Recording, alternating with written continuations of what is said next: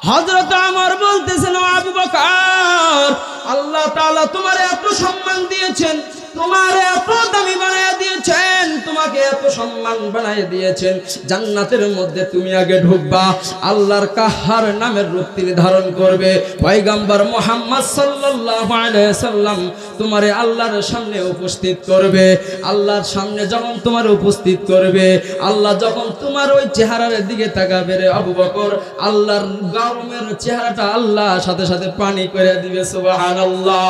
যে আল্লাহ তোমার জান্নাতের মধ্যে ঢুকাবে, যে আল্লাহ তোমার এত বড় সম্মান দিয়েছে, এত বড় সম্মানের মালিক যে আল্লাহ তোমারে বানায়া দিয়েছে, এই আমলটা না করলো তো হয়তো রে আবু বকর বললেন, ও ওমর, আল্লাহ আমারে জান্নাত দিবেন ঠিক আছে, এটাও তো গ্যারান্টি নাই, কারণ আমার একটা আমলের কারণে তো আল্লাহ আবার জান্নাত কেড়ে নিতে পারে।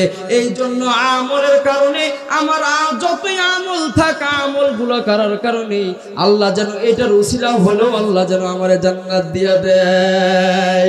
দুনিয়ায় সাদাকত মে তেরে নাম রহেগা, সিদ্দিক তেরা নাম সে ইসলাম রহেগা। সুবহানাল্লাহ বলবেন না? হযরত ওমর রাদিয়াল্লাহু তাআলা আনহু বলতেছেন, ও আবু বকর, আজকে তোমার সাথে একটা লেনদেন করতে চাই। সুবহানাল্লাহ বলেন।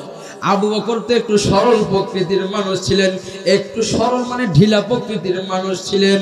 বলে এই সরল প্রকৃতির মানুষ চিন্তা করলেন, ওমর তো চালাক, ওমর তো সবসময় আমার সাথে আমলের প্রতিযোগিতা করে, আমার থেকেও বেশি বেশি আমল করতে চায়, ওমর আজকে আমার সাথে কি লেনদেন করবে?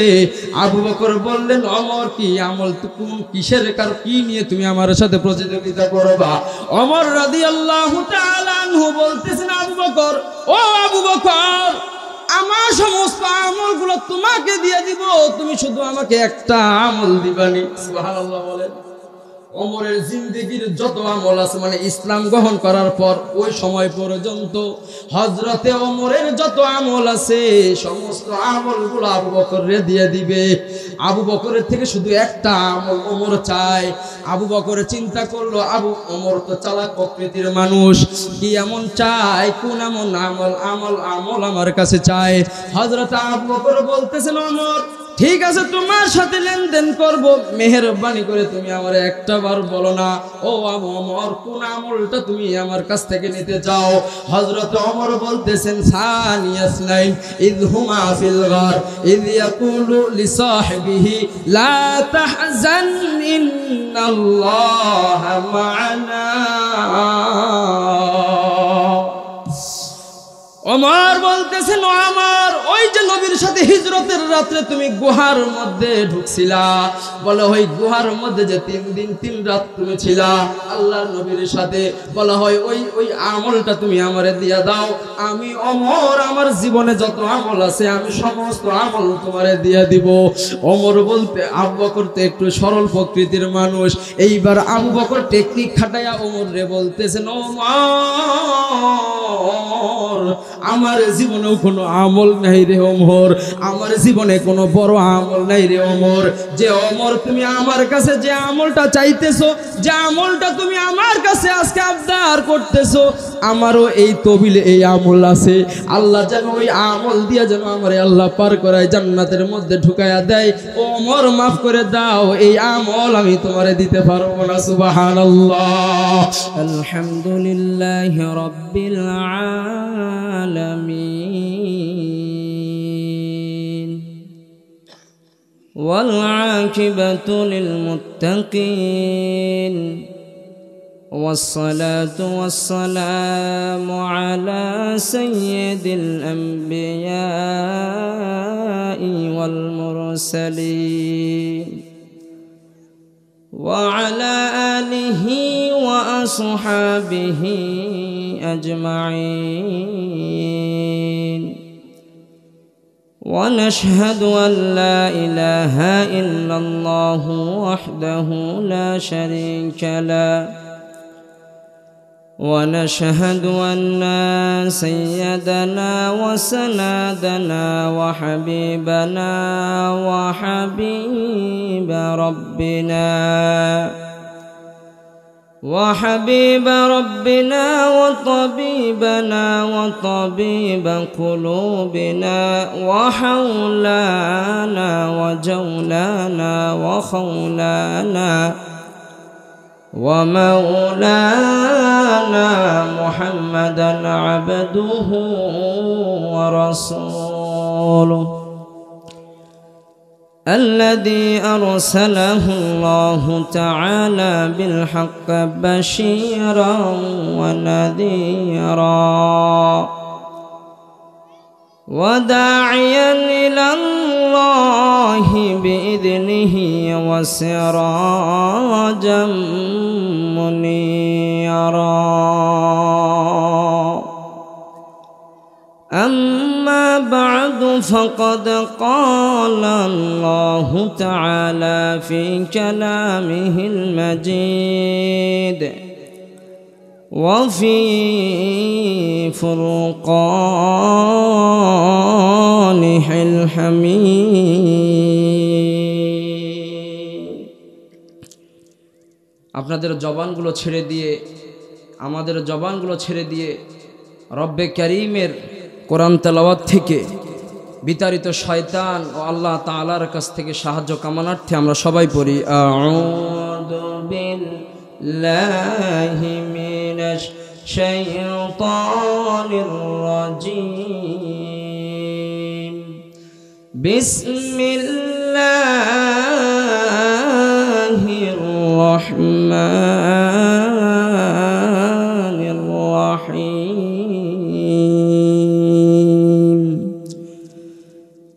أم حسبت أن أصحاب الكهف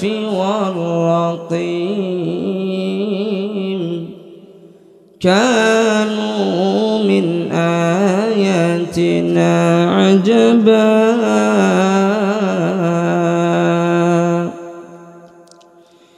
إذ أوى الفتية إلى الكهف فقالوا ربنا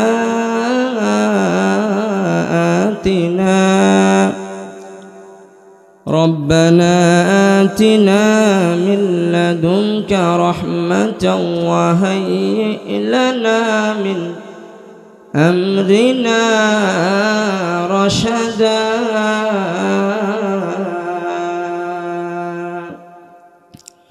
صدق الله العظيم وصدق رسوله النبي الحبيب الكريم ونحن على ذلك لمن الشاهدين والذاكرين والشاكرين والحمد لله رب العالمين.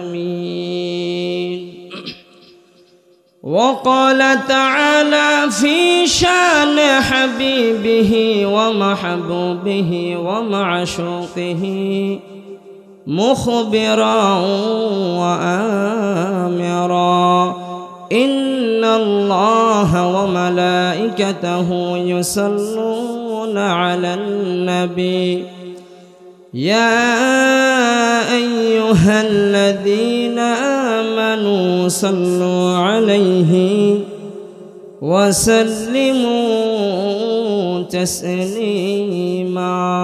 درود شريف পড়ি اللهم صل على محمد وعلى آل محمد كما صليت على إبراهيم وعلى آل إبراهيم إنك حميد مجيد. اللهم بارك على محمد وعلى آل محمد كما باركت على إبراهيم وعلى آل إبراهيم إنك حميد مجيد. ميدور ہو مجبور ہو اے سید عالم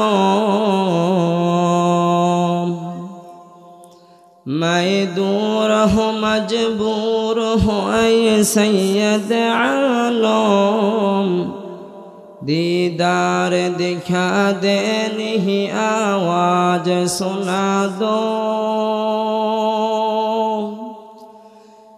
दीदार दिखा दे नहीं आवाज सुना दो। मैं सूरत यूसुफ को नहीं चाहने वाला, मैं सूरत यूसुफ को नहीं चाहने वाला, मैं कैस के मानंद नहीं आशिक लैला, मैं कैस के मानंद नहीं आशिक लैला, मैं आशिक मौला हूँ मेरा इश्क दीवाना, मैं आशिक मौला हूँ मेरा इश्क दीवाना।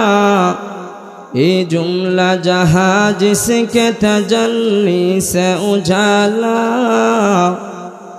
ये जुमला जहाँ जिसके तजल्ली से उजाला, महबूब खुदा शाफी महशर है हमारा, फिरदौस जिसे कहते हैं योगर है हमारा, मदफन बिही पेश नजर आपका जलवा, हम सैत बेहदार मुकद्दर है हमारा, हम शान रसालत पे दिल दादा बोशैदा,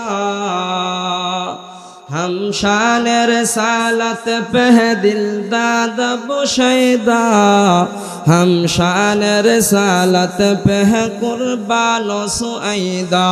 ऐ सैयद कौनैन तेरी शानो निराली है, शरह सदर शक़त कमाल उसको चौआली। अल्हम्दुलिल्लाह, गौरगोबंदपुर चटनपाड़ा शाही जामे मस्जिदेर उद्योगे 19तम वार्षिक ওয়াজ মাহফিলের सम्मानित सभापति, सम्मानित प्रधान अतिथि और सम्मानित विशेष अतिथिगण, মাহফিলের शुरू থেকে এ পর্যন্ত যতজন আলোচনা করেছেন सम्मानित ওয়াইজিনগণ, दूर दूरान्त থেকে কোরআন প্রেমিক, তাওহীদ প্রেমিক, सम्मानित শ্রোতাগণ, মঞ্চে উপবিষ্ট উলামায়ে কেরাম, পর্দার আড়ালের সম্মানিতা মা ও বোনের, যে মহান রব্বুল আলামিন হাজারো মানুষ থেকে হাজারো কাছ থেকে যাচাই বাছাই ও মোহাব্বত করে ভালোবেসে জান্নাতি পরিবেশে জান্নাতি মানুষ বানায়া যে আল্লাহ আমাদেরকে এখানে আসার বসার তৌফিক দান করেছেন, আপনারাই বলেন আল্লাহ রব্বুল আলামিনের দরবারে শুকরিয়া আদায় করার দরকার আছে কিনা?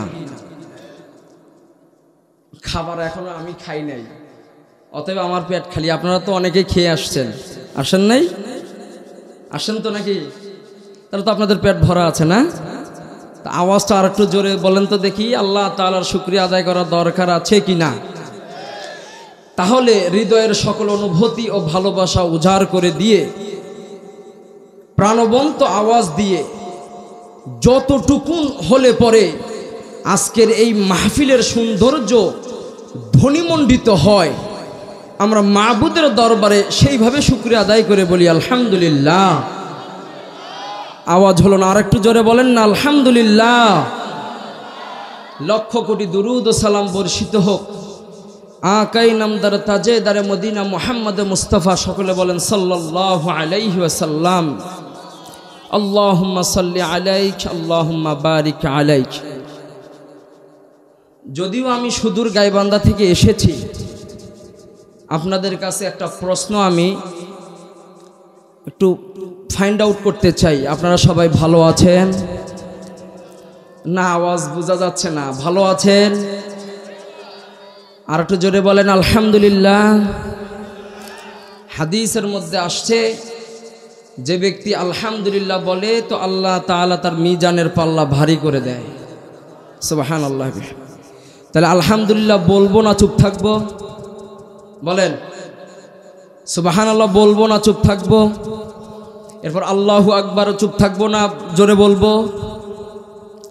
শুনেন, আজকের যে মাহফিলের আয়োজন গড়গোবিন্দপুর চটানপাড়া শাহী জামে মসজিদের উদ্যোগে করা হয়েছে, তাদেরকে আপনারা যদি সখীপুরের কাচ্চি বিরিয়ানিও খাওয়ান তাও ঋণ শোধ হবে না। বলে কেন? আজকে যে আয়োজক কমিটি আজকে এই যে জান্নাতের পরিবেশ সাজাইছেন, এখন বর্তমানে যারা এখানে আসছেন বসছেন তারাই জান্নাতি মেহমান। এত আসতে বললেন সুবহানাল্লাহ। আল্লাহু আকবার। বিশ্বাস হয় আপনাদের?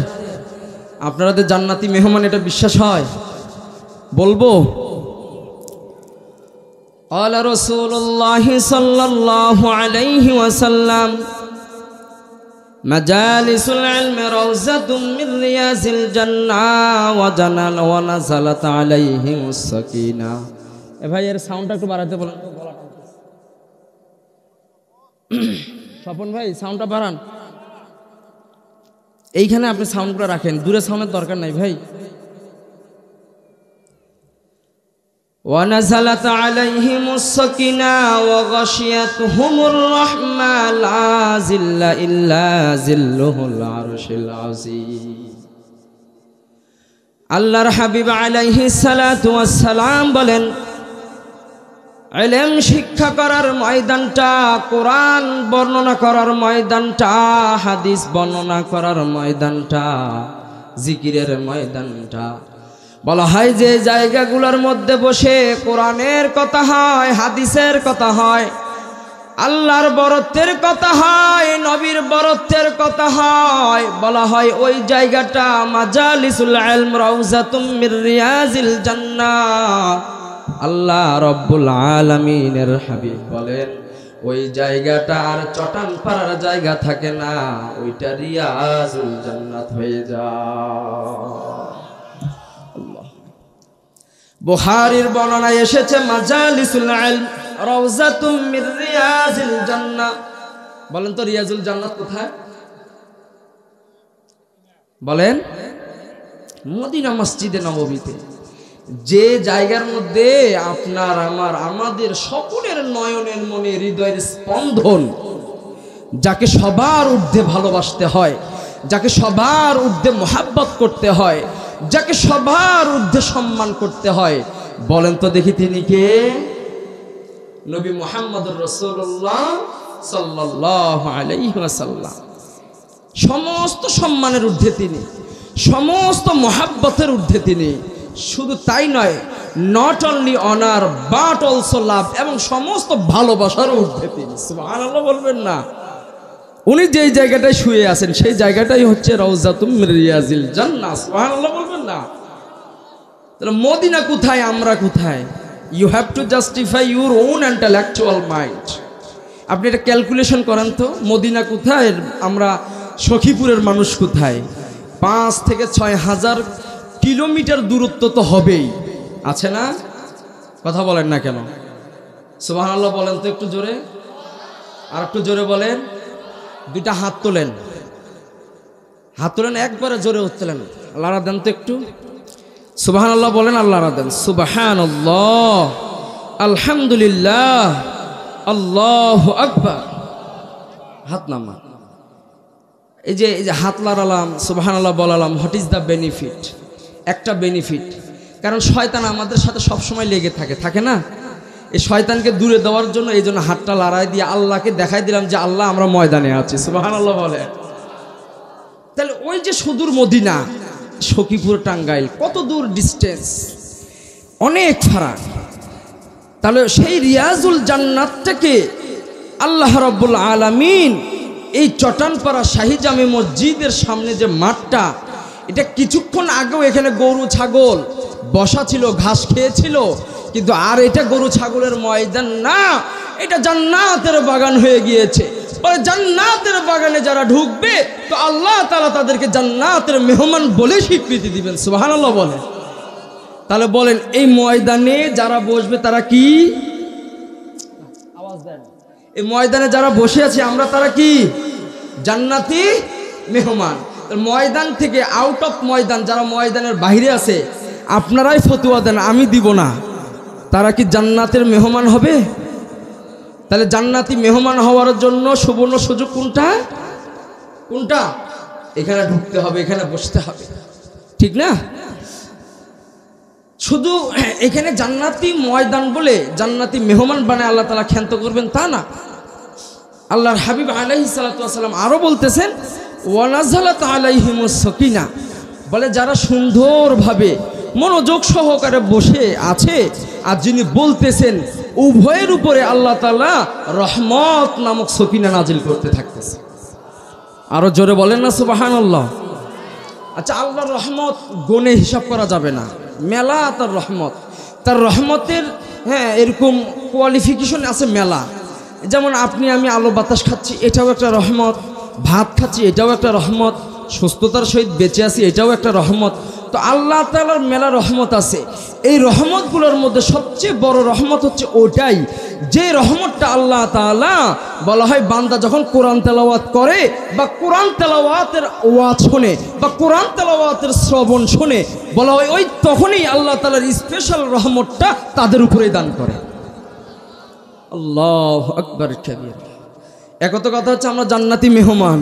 দুই নাম্বার, আল্লাহ তাআলার যতগুলো রহমত আছে এর মধ্যে সুপারলেটিভ ডিগ্রি রহমত যেটা, সবচেয়ে বেস্ট রহমত যেটা, সেটা এখন আপনার উপর আমার উপর আল্লাহ তাআলা দান করতেছেন। ইন দ্য মিন টাইম, এই সময়ের মধ্যেই যদি মালাকুল মউত এসে যদি আপনার রূহটা নিয়ে যায়, আল্লাহর কসম সামনে কোরআন আছে, আল্লাহ তাআলা আপনাকে আপনার পিছনে কি করেছেন, গুনাহ করেছেন না অপরাধ করেছেন, এগুলোর দিকে আল্লাহ দেখবেন না। এই কোরআনের মাহফিলের কারণে আল্লাহ আপনাকে হিসাব ছাড়াই জান্নাতে ঢুকায় দেবে। আরো জোরে বলেন সুবহানাল্লাহ। আল্লাহু আকবার। এই জন্য মেরে ভাই ও দোস্ত আহবাব, বিশেষ করে কলিজার টুকরা যুবকগণ, বাইরে ঘোরাফেরা না করে মাহফিলের সৌন্দর্য রক্ষা এখানে বসে যান। পৃথিবীর জমিনে একটা কিতাবই আছে, একটা কিতাবই আছে, একটা বই আছে, একটাই কিতাব আছে। দেয়ার ইজ নো বুক, আর কোনো বই নাই, একটাই বই আছে, একটাই কিতাব আছে, যেটা পড়লেও সওয়াব, শুনলেও সওয়াব। বলেন তো কোন কিসের নাম এটা? একটু জোরে বলেন না। আরে কোরআন, কোরআনের মধ্যে আছে কি না এই শব্দটা? যতগুলো শব্দ এখানে আরবি থেকে বলবেন প্রত্যেকটা হরফে হরফে নেকি দিবেন তিনি কে? আরে জোরে বলতে হবে তিনি কে? আচ্ছা, আল্লাহর নাম নিতে ভয় হয় কার? হাত তুলেন তো দেখি। ও, আপনারা। তাহলে আল্লাহর নামটা আমরা অন্তত জবানগুলো ছেড়ে দিয়ে বলবো। বলেন আল্লাহু আকবার। وَإِذَا قُرِئَ الْقُرْآنُ فَاسْتَمِعُوا لَهُ وَأَنصِتُوا لَعَلَّكُمْ تُرْحَمُونَ।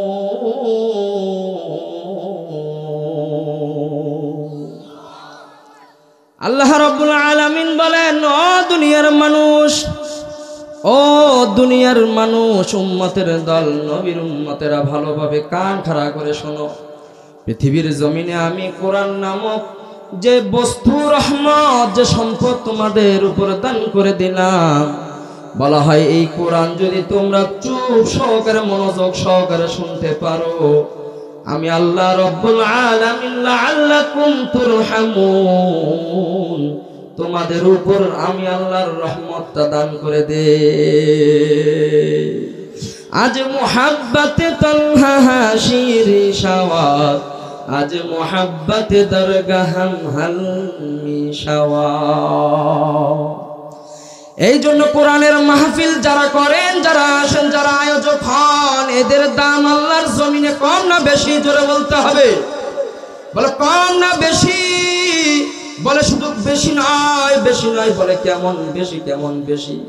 কিয়ামতের ময়দানে আলমে মাহশারের মধ্যে যখন আল্লাহ রব্বুল আলামিন উসিলা দিয়ে বান্দাকে জান্নাতের মধ্যে ঢুকাবেন, ছোট ছোট ছোট ছোট আদনা আদনা উসিলা দিয়ে আল্লাহ যখন বান্দাগুলোকে জান্নাতের মধ্যে ঢুকাবেন, বলা হয় আয়োজক কমিটি, বক্তা, শ্রোতা যারা শুনেছেন, যারা যেইভাবে সহযোগিতা করে এই মাহফিলের ইন্তজাম করেছেন, কেউ টাকা দিয়ে দিয়েছেন, কেউ সময় দিয়ে দিয়েছেন, কেউ বুদ্ধি বিদ্যা দিয়ে এই মাহফিলটা করে দিয়েছেন। আল্লাহর কসম, আল্লাহর কসম, এই কোরআনের মাহফিলের কারণে আল্লাহ তাদেরকে উসিলা দিয়ে জান্নাতে ঢুকাইয়া দিবে। আজ মুহাব্বতে তনহা হাশির শাওয়াত, আজ মুহাব্বতে দরগাহ হাম হালমি শাওয়াত। এজন্য এখনো যদি আপনারা ঘোরাফেরা করেন, বলেন তো দেখি এই মজলিসের গুরুত্ব কমে যাবে না? ভালো লাগতেছে আপনাদের? সুবহানাল্লাহ বলেন, আরো জোরে বলেন, আরো জোরে বলেন। বলতে পারেন যে হুজুর, এতদিন তো কোনো হুজুর আমাদেরকে এইভাবে সুবহানাল্লাহ জোরে বলায় না, আপনি গাইবান্ধা থেকে এসে আমাদেরকে চাপ প্রয়োগ করে সুবহানাল্লাহ বলান কেন? وَإِذَا تُلِيَتْ عَلَيْهِمْ آيَاتُهُ زَادَتْهُمْ إِيمَانًا وَعَلَى رَبِّهِمْ يَتَوَكَّلُ الْمُؤْمِنُونَ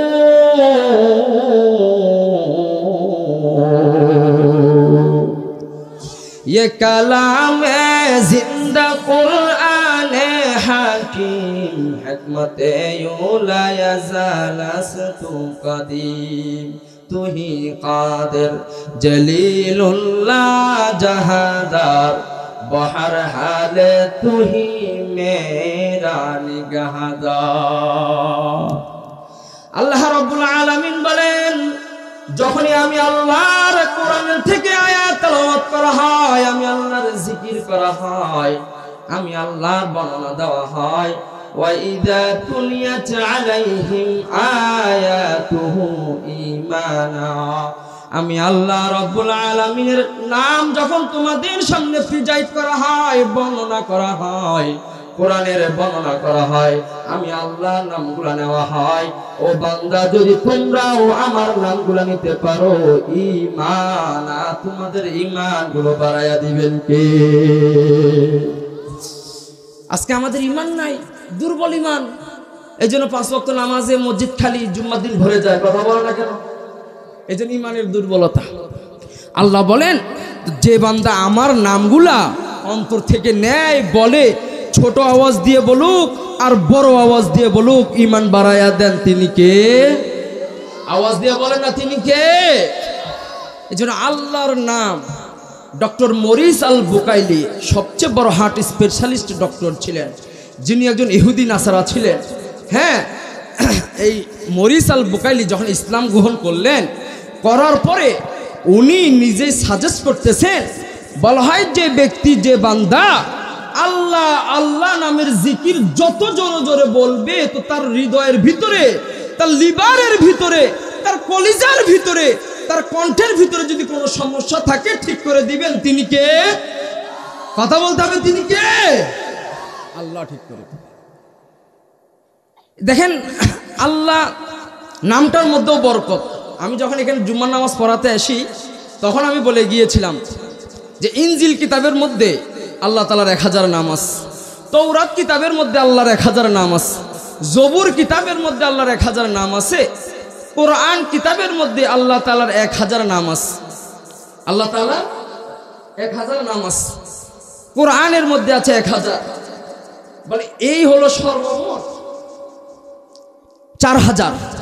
আর মরণের পরে কবরের জগতের মধ্যে আল্লাহর আরো 1000 নামের উসিলা হবে। সুবহানাল্লাহ বলে। তাহলে আপনারাই বলেন, কয় হাজার নাম হলো? একটু জোরে বলেন, জোরে বলতে হবে, কয় হাজার হলো? এই 5000 নাম। হ্যাঁ, কসাসুল কোরআনের মধ্যে তাফসীর কারক তিনি বলেন যে 5000 নামের পিকআপ আল্লাহ তাআলা আল্লাহ নামের মধ্যে ঢুকাই দিয়েছেন। সুবহানাল্লাহ বলেন। মানে 5000 নামের জিকির করলে যতগুলা সওয়াব আপনার আমল নামের মধ্যে আল্লাহ তাআলা কাউন্ট করে দিবেন, ঢুকে দিবেন, সম্পাদনা করে দিবেন। বলে আল্লাহ নামটা যদি ইখলাসের সহিত কোনো বান্দা বলে, তো আল্লাহ বললে 5000 নামের সওয়াব আল্লাহ ওই আমলের মধ্যে ঢুকায় দিবে। আল্লাহু আকবার। শুধু তাই নয়, বলে কোন ব্যক্তি যদি বিসমিল্লাহির রহমানির রহিম এই আয়াতে কারিমে একবার পড়ে, বলেন তো দেখি কোরআনের মধ্যে কতটা সূরা আছে? কতটা সূরা আছে? 113। কয়টা? 114টা সূরা আছে। বলেন এই 14টা সূরা পড়তে গেলে বিসমিল্লাহির রহমানির রহিমের প্রয়োজন আছে না? কথা বলেন না কেন, আছে না? বলা হয় 114টা সূরা পড়লে বিসমিল্লাহ বললে যে সওয়াব পেতেন, বলা হয় কোরআন শরীফ পড়ার শুরুতে যদি বিসমিল্লাহ বলেন, বলে 114টা সূরা পড়লে যে সওয়াব, সেই সওয়াব আল্লাহ আপনার আমলনামায় ঢুকাইয়া দিবে। সওয়াব কত লাগবে আপনার? কিন্তু মুসলমানের দুর্ভাগ্য কপাল, সময় অপচয় হয়ে যায়। টিভির মধ্যে সময় দেয়, খেলার মধ্যে সময় দেয়, বিভিন্ন মিছিল মিটিং এর মধ্যে সময় দেয়, নামাজ আর কোরআন তেলাওয়াত আর ওয়াজের ময়দানগুলোর মধ্যে সময় দিতে চায়। তাহলে আমাদের সময় কোথায় বের হবে? আমল কোথায় বের হবে? আমি, আপনি, আপনারা যারা আমল করতেছি, আপনারাই বলেন এই আমল দিয়ে আল্লাহর জান্নাতে যাওয়া সম্ভব? কথা বলেন, সম্ভব? জান্নাতে যাওয়া তো দূরের কথা, জান্নাতের দরওয়াজাও দেখা যাবে না যে আমল করতেছি। কারণ ফজর পড়লে তো জোহরের খবর থাকে না, জোহর যে কোন মাসে পড়ছি, কোন দিনে পড়ছি তাও ঠিক নাই, জুম্মার নামাজ যে কোন বছরে পড়ছি তাও ঠিক নাই। আছে না এরকম মুসলমান? কথা বলেন, আছে না? তাহলে আল্লাহ পাঠালেন কেন? এই মাকসাদ যদি আদায় না হয় তো আল্লাহ আপনাকে জান্নাত দিবে কোন উসিলায়, কোন কারণে জান্নাত দিবে? তাহলে বোঝা গেল যে এই ইবাদত দিয়ে, এই আমল দিয়ে আল্লাহর জান্নাতে যাওয়া সম্ভব। কথা বলেন, সম্ভব? যদি আল্লাহর দয়া হয়, আল্লাহর মায়া হয়, আল্লাহ যদি মায়া করে আমাদেরকে জান্নাত দিতে পারে। এই জন্যই এই মাহফিলের মধ্যে একটা সুবহানাল্লাহ, একটা আলহামদুলিল্লাহ, একটা আল্লাহু আকবার, একটা লা ইলাহা ইল্লাল্লাহ বলে এখানে আসছেন। তো এটাও যদি আল্লাহ তাআলা উসিলার খাতায় কাউন্ট করে নেন তো আপনার কপাল তো এখানেই খুলে গিয়েছে। কথা বলেন না ঠিক না বেঠিক? ঠিক বলতে হবে, কথা বলেন না ঠিক না বেঠিক? এজন্য যতক্ষণ এখানে আছি মনোযোগ দিয়ে যে আয়াত তেলাওয়াত করেছি এটার শেষ না হওয়া পর্যন্ত কে কে এখান থেকে উঠবো না ইনশাআল্লাহ হাত তুলে আল্লাহকে দেখাতে পারি না? লিল্লাহি তাকবীর, লিল্লাহি তাকবীর, আল্লাহু আকবার কবীরা। তাহলে বলেন, যে ব্যক্তি আল্লাহ তাআলার নামগুলো নেয় তো কোরআনের আয়াত তেলাওয়াত হয়, তো আল্লাহর জিকে বসে শুনলে আল্লাহ ঈমানগুলো বাড়ায়া দিবেন। এই ঘোষণা কে দিয়েছেন? কথা বলেন, কে দিয়েছেন? আল্লাহ দিয়েছেন। এজন্য আমরা যদি এই মাহফিলটাকে যদি আমাদের হেদায়েতের মাকসাদ বানায়া এখান থেকে যদি ঘরে যাইতে পারি তো আমার কপাল তো আজকেই খুলে গেল। আমার আর কোনো টেনশন নাই, আমার আর কোনো ভয় নাই, তো আমার আর কোনো চিন্তা নাই। তো আল্লাহ এটার উসিলায় আমাকে মাফ করে দিতে পারেন। তার মানে এই নয় এটাই উসিলা হয়ে গেল আর কালকে থেকে ফজর নামাজ পড়বো না, জোহরের নামাজ পড়বো না। বিষয়টা কিন্তু এমন হবে না, এটাও উসিলা। কারণ প্রত্যেকটা জিনিসই আল্লাহ তাআলা উসিলা। ইবাদতের ক্ষেত্রে আল্লাহ উসিলা দিয়েই সবচেয়ে আল্লাহ তাআলা জান্নাতের উসিলা বানায় দিবে। সুবহানাল্লাহ বলেন। তো যে বিষয়ে আমি আপনাদের সামনে আয়াতে কারিমা তেলাওয়াত করেছি, সূরার নাম কাহাফ। বলেন তো দেখি কি? সূরা আল কাহাফ 15 নম্বর পারায় আছে। কাহাফ শব্দের অর্থ হচ্ছে গুহা, গর্ত। কাহাফ শব্দের অর্থ হচ্ছে কি? গুহা। যারা মক্কা মদিনায় গেছেন দেখবেন ওরা গুহাগুলোকে, গর্তগুলোকে কাহাফ বলে। কাহাফ মানে কাফ বলে, মানে এগুলোর শব্দের অর্থ এমনটা দাঁড়ায় যে কাহাফ মানে গুহা। এই গুহা দিয়ে আল্লাহ তাআলা একটা সূরা নাজিল করেছেন। বলে এটার শানে নুজুল আমি যে আয়াতে কারিমা তেলাওয়াত করেছি এইটার থেকে যতটুকু সময় হয় আমলের উপর ওয়াজ হবে ইনশাআল্লাহ। বলেন ইনশাআল্লাহ। যে আমলের কেমন দাম, আমল করলে আল্লাহ তাআলা আমলের উসিলায় আল্লাহর কাছে কতটা দামি হওয়া যায়, ফেরেশতাদের থেকেও আল্লাহ তাআলা দামি বানায় দেয় শুধু আমলের কারণে। এই আমলের আয়াত এখান থেকে তেলাওয়াত করা হয়েছে। যতক্ষণ শুনবো মনোযোগ দিয়ে শুনতে পারবো তো ইনশাআল্লাহ? বলে এখান থেকে আমি যতক্ষণ আপনাকে কথা বলবো, বলে প্রত্যেকটা কথা যদি আপনি আমার চেহারার দিকে তাকায়া শুনতে পারেন দুইটা লাভ। প্রথম নাম্বার লাভ হচ্ছে ওয়ামান দাআ ইলাল্লাহি হাদা ফাকাদ হুদিয়া ইলা সিরাতিম মুস্তাকিম। আল্লাহর হাবিব বলেন, যে ব্যক্তি কোরআন দিয়ে আলোচনা করে, যে ব্যক্তি হাদিস দিয়ে আলোচনা করে, যে ব্যক্তি কোরআন দিয়ে মানুষকে ডাকাডাকি শুরু করে দেয়, বলা হয় ওই ব্যক্তির ডাকে যে সাড়া দিবে আল্লাহ রাব্বুল আলামিন সাড়া দেওয়ালা ব্যক্তিকেও হেদায়েতের পথ দেখায়া দিবে। শুধু তাই নয়, ওয়ামান দাআ ইলাল্লাহি হাদা, যে ব্যক্তি কোরআন দিয়ে মানুষজনকে ডাকবে, আল্লাহ রাব্বুল আলামিন কোরআন দিয়ে ডাকনেওয়ালা ব্যক্তিকে আল্লাহ নিজেও হেদায়েত দিয়ে দিবে। আর তার ডাকে যারা সাড়া দিবে আল্লাহ তাআলা তাদেরকে হেদায়েতের পথ দেখায়া দিবে। তাহলে আল্লাহ আমাকেও হেদায়েত দিয়ে দিবেন, ঘোষণা আল্লাহর। আপনারাও যদি ওয়াজ মনোযোগ দিয়ে শুনতে পারেন, আল্লাহ আপনাদেরকে হেদায়েতের পথ দেখায়া দিবেন। তাহলে এখানে বোঝা গেল আল্লাহ রাব্বুল আলামিন যিনি কথা বলবেন আর যারা শুনবেন উভয়ের জন্য হেদায়েতের ঘোষণা আল্লাহর ঘোষণা হয়ে যাচ্ছে। তাহলে দেখেন কত বেনিফিট আপনি চান, কত লাভ চান। আল্লাহ আমাকেও হেদায়েত দিয়ে দিবেন, আপনাকেও হেদায়েত দিয়ে দিবেন। তাহলে আমাদের আর লাগেটা কি? কারণ হেদায়েতটাই হচ্ছে মূল মাকসাদ। কারণ যারা হেদায়েত পায় না, তো ঈমান নামক দৌলত তার মধ্যে নাই। বলে যার হেদায়েত নাই তো তার ঈমান নাই, যার হেদায়েত নাই তো তার কিছুই নাই। কথা বলেন না কেন? ঠিক না ঠিক? এই জন্য হেদায়েতের দৌলত কার হাতে? কথা বলেন, হেদায়েতের দৌলত কার হাতে? আল্লাহ বলতেছেন যে কোরআন দিয়ে আলোচনা করে, তার ডাকে যে সাড়া দেয়, যে আলোচনা শুনে, আল্লাহ উভয়কেই হেদায়েতের উপর রাখবেন। ঘোষণা কার? জোরে বলতে হবে, ঘোষণা কার? আল্লাহর ঘোষণা। এই জন্য সূরা কাহাফ, এটার শানে নুজুল আছে, ব্যাখ্যা আছে, বিশ্লেষণ আছে। আমরা এখান থেকে শুধু এটার ব্যাখ্যা জেনে এখান থেকে যে আমলটা আমাদের আসে, এখানের উপর আমরা আমল করতে পারবো না ভবিষ্যতে? ইনশাআল্লাহ পারবো তো ইনশাআল্লাহ। সবাই পড়েন, আউযু বিল্লাহি মিনাশ শাইতানির রাজীম, বিসমিল্লাহির রহমানির রহিম। আম হাসিবতা আন্না আসহাবাল কাহফি ওয়ার রাকিম কানু মিন আয়াতিনা আজাবা। আসেন এটার ব্যাখ্যাটা একটু জেনে নেই। আম হাসিবাতা আন্না আসহাবাল কাহফি, আম আলিফ আর মিম হরফে ইস্তিফহাম, প্রশ্নবোধক চিহ্ন, ইন্টারোগেটিভ কোয়েশ্চন। আল্লাহ তাআলা তার নবীকে বলতেছেন, ও নবী, আপনার কাছে প্রশ্ন করতেছি, আপনি কি জানেন আসহাবে কাহাফ আর আসহাবে রকিম এদের ঘটনা কি আপনি জানেন? কাকে জানাচ্ছেন? আপনারা কথা বলেন, কাকে বলতেছেন? আল্লাহ নবীকে জানাচ্ছেন। আসহাবে রকিম আর আসহাবে কাহাফ। আসহাবে কাহাফ বলা হয় ওই তফসির, যে তফসির যে ইমানের হাত থেকে বাঁচানোর জন্য, কাফেরের হাত থেকে বাঁচার জন্য 7 যুবক আর একটা কুকুর গর্তের ভিতরে পলায়ন করছিলেন, এটাকে বলা হয় আসহাবে কাহাফ, মানে গুহাবাসী।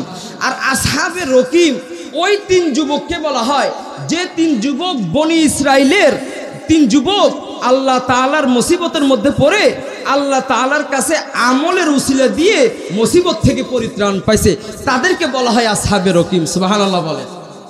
এটার তাফসীর 2টা। এটার তাফসীর কয়টা? 2টা। একটা হচ্ছে আসহাবে কাহাফ মানে গুহাবাসী, আসহাবে রকিম মানে বনি ইসরাইলের 3 যুবকের ঘটনা।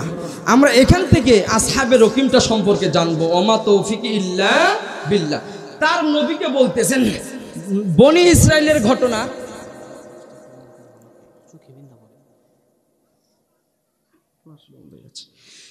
নবী আলাইহিস সালাতু ওয়াস সালাম তার জন্মেরও শত শত বছর আগের ঘটনা বনি ইসরাইলের। যে বনি ইসরাইলে ঈসা, মুসা, ইব্রাহিম, জাকারিয়া, নূহ পয়গম্বর সহ বিভিন্ন নবী আলাইহিস সালাতু ওয়াস সালামদেরকে আল্লাহ তাআলা পাঠাইছেন।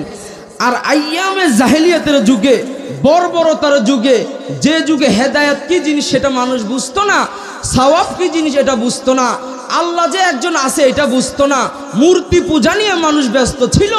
নিজের মাকে যে যতবার ধর্ষণ করতে পারবে সেই সমাজের সবচেয়ে বড় শক্তিশালীওয়ালা যুবক এরকম পরিচয় দিত। এরকম বর্বরতার যুগে, অন্ধকারের যুগে আপনার নবী আমার নবীকে আল্লাহ তাআলা হেদায়েতের নূর বানায়া দুনিয়ার জমিনে আনছেন। সুবহানাল্লাহ জোরে বলবেন না? তো নবী আলাইহিস সালাতু ওয়াস সালামকে কোরআন নাজিল করে দেওয়ার পরে এই আয়াত দিয়ে নবী আলাইহিস সালাতু ওয়াস সালামকে বলতেছেন, ও নবী, আপনি কি জানেন ওই আসহাবে রকিম আর আসহাবে কাহাফের ঘটনা? নবী আলাইহিস সালাতু ওয়াস সালাম বললেন, আল্লাহ, আমি তো জানি না আসহাবে রকিম আর আসহাবে কাহাফের ঘটনা তো আমি জানি না। এইবার আল্লাহ তাআলা বলতেছেন কানু মিন আয়াতিনা আজাবা, আমার সমস্ত নিদর্শন, আমার অনেক নিদর্শন আছে, বলে এই সমস্ত নিদর্শনের মধ্যে আসহাবে কাহাফ আর আসহাবে রকিমের নিদর্শনও অন্যতম। সুবহানাল্লাহ বলে। যেমন কোরআনের মধ্যে আল্লাহ রাব্বুল আলামিন সবচেয়ে সুন্দরতম ঘটনা, ঘটনমূলক ঘটনা, সুন্দরতম ঘটনা, কোন ঘটনাকে আল্লাহ তাআলা বলেছেন আহসানাল কাসাস, সেটা হচ্ছে সূরা ইউসুফের ঘটনা। সুবহানাল্লাহ বলে। ইউসুফ নবীর আমরা নাম শুনি নাই? এই ইউসুফ আলাইহিস সালাতু ওয়াস সালামের ঘটনাটাকেই আল্লাহ তাআলা পবিত্র কোরআনের মধ্যে এত সুন্দর করে বর্ণনা করেছেন। আল্লাহ নিজেই বলতেছেন আহসানাল কাসাস, সবচেয়ে সুন্দর ঘটনা। সুবহানাল্লাহ বলেন। বলে এরকম ঘটনাগুলোর মধ্যে এমনও ঘটনা আছে, এই সমস্ত ঘটনার মধ্যে আসহাবে রকিমের ঘটনাও আল্লাহ তাআলা নিদর্শনের মধ্যে একটা। একটু আল্লাহু আকবার জোরে বলেন। বনি ইসরায়েলের 3 যুবক খুব আমলদার ব্যক্তি ছিলেন, আল্লাহওয়ালা লোক ছিলেন। এরা 3 জনই মুসলমান, নবী আলাইহিস সালাতু ওয়াস সালামের উপর ঈমান আনছেন। 3 যুবক ঘর থেকে বের হয়ে গিয়েছেন। ঘর থেকে বের হওয়ার পরে বাড়িতে আসবে রাত হয়ে গিয়েছে। হঠাৎ করে বাড়ি মুখে উদ্দেশ্য করে রওনা দেওয়ার জন্য 3 যুবক, আপনারা শুনতেছেন? শুনতেছেন তো সবাই? সুবহানাল্লাহ বলেন, জোরে বলেন। জিকির করি লা ইলাহা, আরো জোরে লা ইলাহা, দেখো লা ইলাহা ইল্লাল্লাহ, লা ইলাহা ইল্লাল্লাহ, লা ইলাহা ইল্লাল্লাহ, লা ইলাহা ইল্লাল্লাহ, লা ইলাহা ইল্লাল্লাহ। কি ব্যাপার, আপনারা চুপ হয়ে গেছেন কেন? ভালো লাগতেছে না? মুনাজাত করে দিব, মুনাজাত করে দিব। একটু আগে বলেছিলাম আল্লাহর নামের জিকির যত করবেন খুশি হন তিনি কে? জোরে বলতে হবে লা ইলাহা।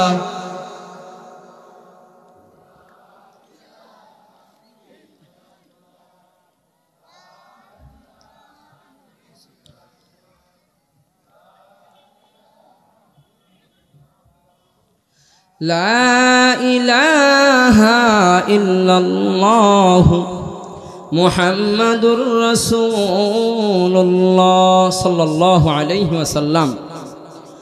আল্লাহ রাব্বুল আলামিন বলতেছেন, ও নবী পয়গম্বর, আপনার সামনে আমি আসহাবে রকিমের ঘটনা সম্পর্কে বলতেছি। 3 যুবক ছিলেন বনি ইসরাইলের, খুব আল্লাহওয়ালা ব্যক্তি ছিলেন, সব সময় আল্লাহকে স্মরণ করেন, সব সময় আল্লাহকে ডাকেন।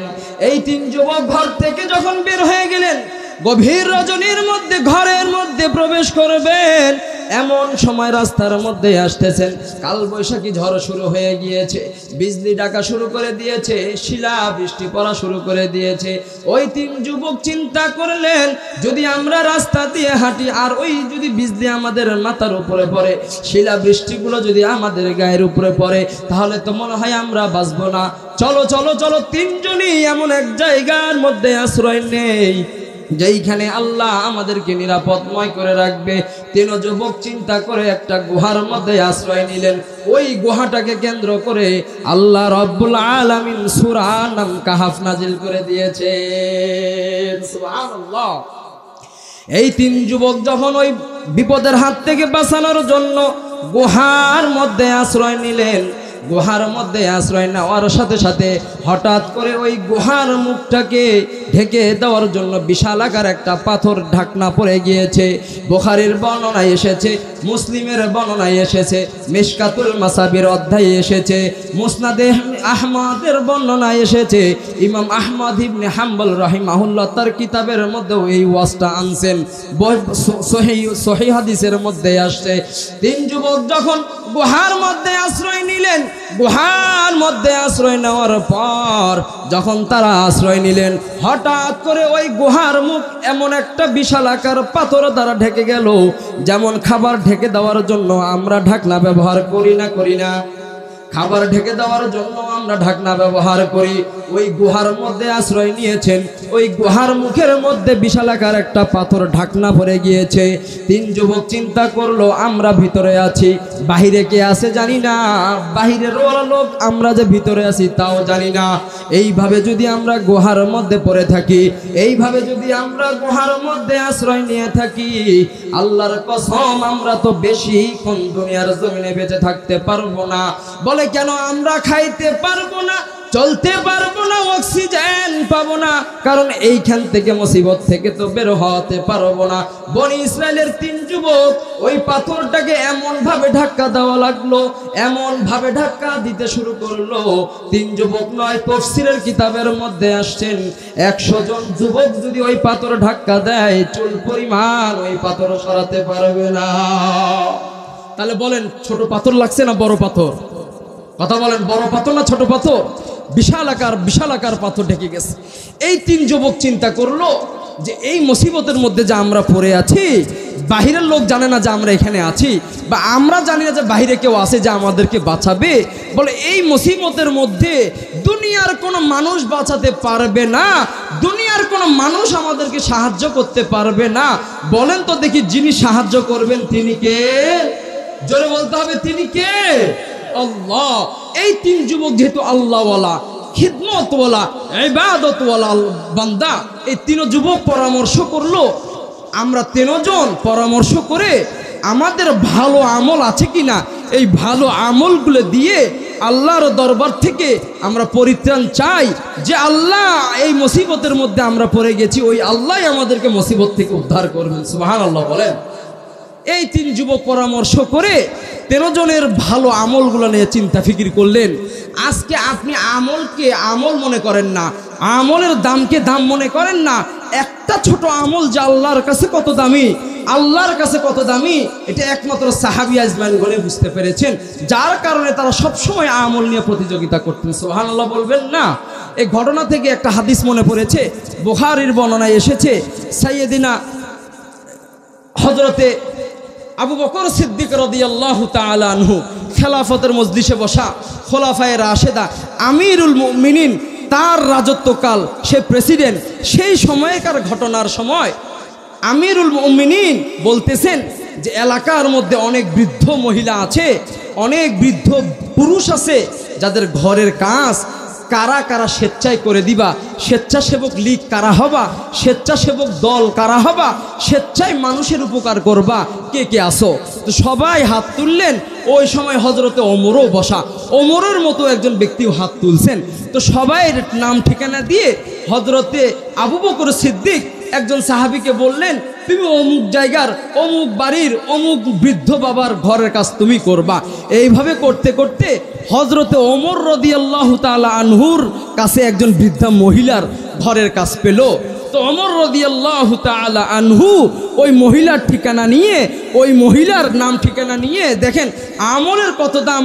আমি তো আমলকে গুরুত্ব দেই না, দেখেন সাহাবী আজমানগণ আমলের গুরুত্ব দিয়ে তারা কতটা আল্লাহ তাআলার কাছে দামি হয়ে গিয়েছে। হযরতে ওমর রাদিয়াল্লাহু তাআলা চিন্তা করলেন যে ঠিক আছে, ফজর নামাজ পড়ে, সালাতুল ইশরাকের নামাজ পড়ে আমি ওই বৃদ্ধা মহিলার বাড়ির ঘরের কাজ করে দিয়ে আসবো। সুবহানাল্লাহ বলবেন না? আর জোরে বলবেন না সুবহানাল্লাহ? আরে আমিরুল মুমিনিন হযরতে ওমর রাদিয়াল্লাহু তাআলা আনহু, যাকে আল্লাহ তাআলা অর্ধ জাহানের খেলাফত দান করেছেন, যিনি ভূমিকম্প আসছেন তো লাঠি দিয়ে ভূমিকম্পকে আঘাত করে বলতেছেন আর সামনে আসিও না, কারণ আমি ওমর এখানে দাঁড়ায় আছি। জোরে বলতে পারো না সুবহানাল্লাহ? হ্যাঁ, নীল নদের মধ্যে পানি নাই, মিশরের নদীর মধ্যে পানি শুকায় গেছে, ওমরের দরবারে গেছে, ওমর কাগজের মধ্যে চিঠি লিখে দিছে, নীল নদের মধ্যে ফালায় দিছে, পানি আজও পর্যন্ত শুকায় নাই, বের হতে আছে। সুবহানাল্লাহ বলেন না? আপনার কথায় আমার কথায় নীল নদের পানি আসবে? আসবে না। আল্লাহ তাআলা কেমন দামি তাদেরকে বানায় দিয়েছেন, বলে এর জন্য তারা দামি হয় না, এই আমলের কারণে আল্লাহ দামি বানায় দিয়েছেন। ঠিক না বেঠিক? ওমর রাদিয়াল্লাহু তাআলা আনহু চিন্তা করলেন, ফজরের নামাজ পড়ে, ইশরাকের নামাজ পড়ে আমি বৃদ্ধা মহিলার বাসায় যাব। ফজরের নামাজ পড়লেন, ইশরাকের নামাজ পড়লেন, তাসবিহ তাহলিলগুলো সুন্দরভাবে আদায় করলেন।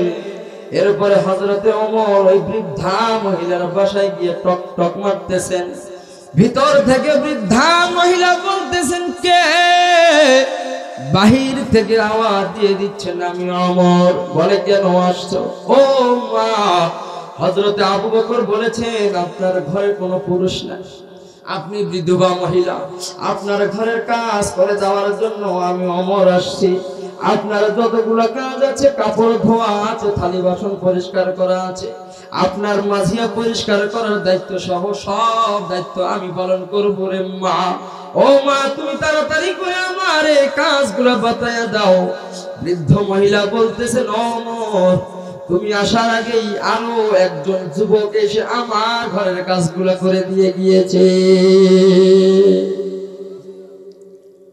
ওমর রাদিয়াল্লাহু তাআলা চিন্তা করলেন যে এই মহিলার লিস্ট আমার কাছে পড়লো, তার ঠিকানা আমার কাছে পড়লো, তো তার ঘরের কাজটা আমি করে দিব। কোন আবার আল্লাহর বান্দা এসে এই বৃদ্ধ মহিলার কাজ করে দিয়ে গেল, মানে আমার দায়িত্বটা কি এসে করে দিয়ে গেল। সুবহানাল্লাহ বলবেন না? একটু জোরে বলবেন না সুবহানাল্লাহ? একটু জোরে বলেন না সুবহানাল্লাহ? তো হযরত ওমর রাদিয়াল্লাহু তাআলা চিন্তা করলেন, ঠিক আছে বুড়িমা, আমি আবার আগামীকাল আসবো, আজকে যেহেতু করে দিয়ে গিয়েছে আমি কালকে আসবো। ওমর রাদিয়াল্লাহু তাআলা ঠিক একই টাইমে একই সময় বৃদ্ধা মহিলার বাসায় পরের দিন আসছে, এসে আবার দরজা টুকটুকাইতেছে, মা আমি ওমর তোমার ঘরে কাজগুলো করতে আসছি, আমার কাজগুলা বাতায়া দাও। বৃদ্ধ মা আবার বলতেছে, ওমর গতকালকে যে যুবক এসে আমার কাজগুলো করে দিয়ে গিয়েছে, আল্লাহর সেই বান্দা যুবক আজকেও এসে আমার ঘরে কাজগুলো করে দিয়ে গিয়েছে। সুবহানাল্লাহ বলে। ওমর রাদিয়াল্লাহু তাআলা তো শক, তাহলে মনে হয় আমার আসতে দেরি হয়। তাহলে মা ঠিক আছে, কালকে আমি তাহলে ফজরের নামাজের আগে আসব। যেহেতু এই 2 দিন ফজরের পরে আসছি, তাহলে কালকে কখন আসব? ফজরের নামাজের আগে আসব। কারণ ওমর রাদিয়াল্লাহু তাআলা চিন্তা করলেন, মনে হয় যিনি কাজ করেন ইনি মনে হয় ফজরের নামাজের আগে এসেই আমার কাজগুলো করিয়ে দিয়ে যান। তো ওমর রাদিয়াল্লাহু তাআলা দিন তারিখ ঠিক অনুযায়ী, সিদ্ধান্ত অনুযায়ী ফজরের নামাজের আগে গেছেন। তাহাজ্জুদ পড়ে ফজরের নামাজের আগে বৃদ্ধা মহিলার বাসায় গেছে।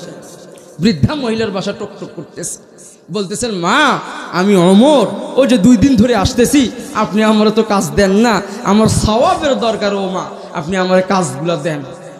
বৃদ্ধা মা বলতেছে, ওমর গত 2 দিন ধরে যে ব্যক্তি, যে আল্লাহর বান্দা আমার ঘরে কাজগুলো করে দিয়ে যাচ্ছেন, তিনি আজও আমার ঘরে কাজগুলো করে দিয়ে গেছেন। সুবহানাল্লাহ বলেন না কেন? আল্লাহু আকবার, আল্লাহু আকবার। হযরত ওমর চিন্তা করলো, ফজরের পর 2 দিন আসলাম, আজকে ফজরের নামাজের আগে আসলাম, কালকে ইনশাআল্লাহ তাহাজ্জুদের সময় আসবো। হযরত ওমর চিন্তা করে তাহাজ্জুদের নামাজটা না পড়ে আজকে রাতে বৃদ্ধা মহিলার বাসায় এসে টকটক করে দরজা টকটকায়, ও মা দরজা খুলে দাও, এত 3 দিন ধরে তোমার দরবারে আসলাম, কাজ পাই না রে মা, আজকে তোমার কাজ করে দেওয়ার জন্য আসছি। বৃদ্ধা মা বলতেছেন, ও ওমর, যে আল্লাহর বান্দা আমার ঘরের কাজ করে দিয়ে যায়, সে আজও এসে আমার ঘরের কাজ করে দিয়ে গিয়েছে। দুনিয়ায় আদালত মে তেরে নাম রহেগা, ওমর তেরা নাম সে ইসলাম রহেগা। হযরত ওমর চিন্তা করলো, কোন সে আল্লাহর বান্দা 2 দিন ধরে ফজরের নামাজের পর আসলাম, এর পরের দিন ফজরের নামাজের আগে আসলাম, আজকে তাহাজ্জুদ না পড়ে আসলাম, কোন আল্লাহর বান্দা, কোন আল্লাহর বান্দা, তাকে তো দেখতে হবে। আজকে ওমর চিন্তা করলো, আজকে আমি আর বুড়িমার বাসায় যাব না, আজকে বুড়িমার ঘরের চৌকাঠে আমি পলায়া থাকবো, লুকায়া থাকবো। কোন আল্লাহর বান্দা এসে বুড়িমার আমার হাতের কাজগুলা বুড়িমার করে দিয়ে যায়। হযরতে ওমর আর তাহাজ্জুদের সময় নাই, রাতের 12টা বাজে গিয়ে বুড়িমার দরজার পাশে গিয়ে অন্ধকারের মধ্যে গিয়ে দাঁড়ায় আছে। দেখতেছেন যে অন্ধকারের মধ্যে চুপি চুপি পা মেরে মেরে একজন যুবক আসতেছে। সুবহানাল্লাহ বলেন। ওই চুপি চুপি পা মেরে মেরে একজন যুবক আসতেছেন, এমন ভাবে পায়ের আওয়াজ দিয়ে আসতেছেন, চোর যেমন ঘরের মধ্যে ঢুকে, বলে চোর কিভাবে ঘরের মধ্যে ঢুকে, আওয়াজ দিয়ে ঢুকে না, আস্তে আস্তে যায়, বলে এমন ভাবে যায় যেন পায়ের হাঁটার আওয়াজও যেন বাড়িওয়ালা টের না পায়। কথা বলেন না কেন? বলে ওইভাবেই একজন যুবক এমন ভাবে মৃদু মৃদু আস্তে আস্তে ভাবে আসতেছে। হাদিসের মধ্যে আসছে ওই যুবক যেমন রাস্তায় দিয়ে হাঁটতেছে জমিনও পর্যন্ত টের পায় না আমার উপর দিয়ে কে হাঁটতেছে। সুবহানাল্লাহ। ওমর তো দরজার মধ্যে লুকায় আজকে আজ ওই ব্যক্তিকে আমি দেখবো ধরবো কে আমার সওয়াবের ভাগীদার কে নিয়ে যায়। এইভাবে ধরার জন্য ওমর দরজার পিছনে লুকায় আছে। হঠাৎ করে ঘরের ভিতরে ঢুকবে ওই ব্যক্তি, ঘরের ভিতরে ঢুকবে অন্ধকারের মধ্যে। হযরতে ওমর ওই ব্যক্তির পিছনটা টেনে ধরেছে। পিছনটা টেনে ধরে হযরতে ওমর লাইট মেরে দেখে তিনি আর কেউ নয়, তখনকার জামানার প্রেসিডেন্ট হযরতে আবু বকর सिद्दीक। दुनिया ये सदाकत में तेरे नाम रहेगा, सिद्दीक तेरा नाम से इस्लाम रहेगा। महबूब खुदा शाफी महशर है हमारा, फिरदौस जिसे कहते हैं घर है हमारा। हजरत उमर যখন হযরত আবু বকরকে দেখলেন, হযরত আবু বকরকে দেখার সাথে সাথে হযরত ওমর তো অবাক। এইবার ওমর হযরত আবু বকরকে বলতেছেন, ও আবু বকর, তোমার মজলিসের মধ্যেই তো এই বুড়িমার কাজ আমার দরবারে ঠিক হয়ে গিয়েছে, আমি ওমর করব। আমি 4 দিন ধরে এই বুড়িমার ঘরে আসি, কাজ পাই না। জানতে পারলাম যে একজন ব্যক্তি এসে করে দেয়। আজকে আমি দরজার পিছনে লুকাই আছি, আজকে আমি দেখব কোন সে আল্লাহর বান্দা। সে আল্লাহর বান্দা তো তুমি আবু বকর। ও আবু বকর, তুমি তো খেলাফতের মজলিসের মধ্যে বসা, তুমি তো পৃথিবী শাসন করতেছো, প্রধানমন্ত্রী। তোমার তো এই বাড়িতে না আসলেও পারতো, যেহেতু আমি ওমর আছি, আমি জিম্মাদারি নিয়েছি, আমি করব। ও আবু বকর, তোমার কি দরকার এত রাতের মধ্যে এসে এই বুড়ি মায়ের কাজ করার? হযরতে আবু বকর দেখেন কত সুন্দর জবাব দেয়, বলতেছে, ভাই আমার, ও ওমর, আমি খোলাফায়ে রাশেদা, জান্নাতের প্রথম সুসংবাদ পানেওয়ালা ব্যক্তি। আমি প্রধানমন্ত্রী হয়েছি তো কি হয়েছে, খোলাফায়ে রাশেদা হয়েছে তো কি হয়েছে, আবু বকর হয়েছি তো কি হয়েছে। আমার তো এতগুলো জানার দরকার নাই, কারণ আমি আবু বকরও এই সারাদিন কাজকর্ম করার পরও তো আমার ইবাদতের দরকার আছে, আমারও আমলের দরকার আছে, আমারও তো সওয়াবের দরকার আছে।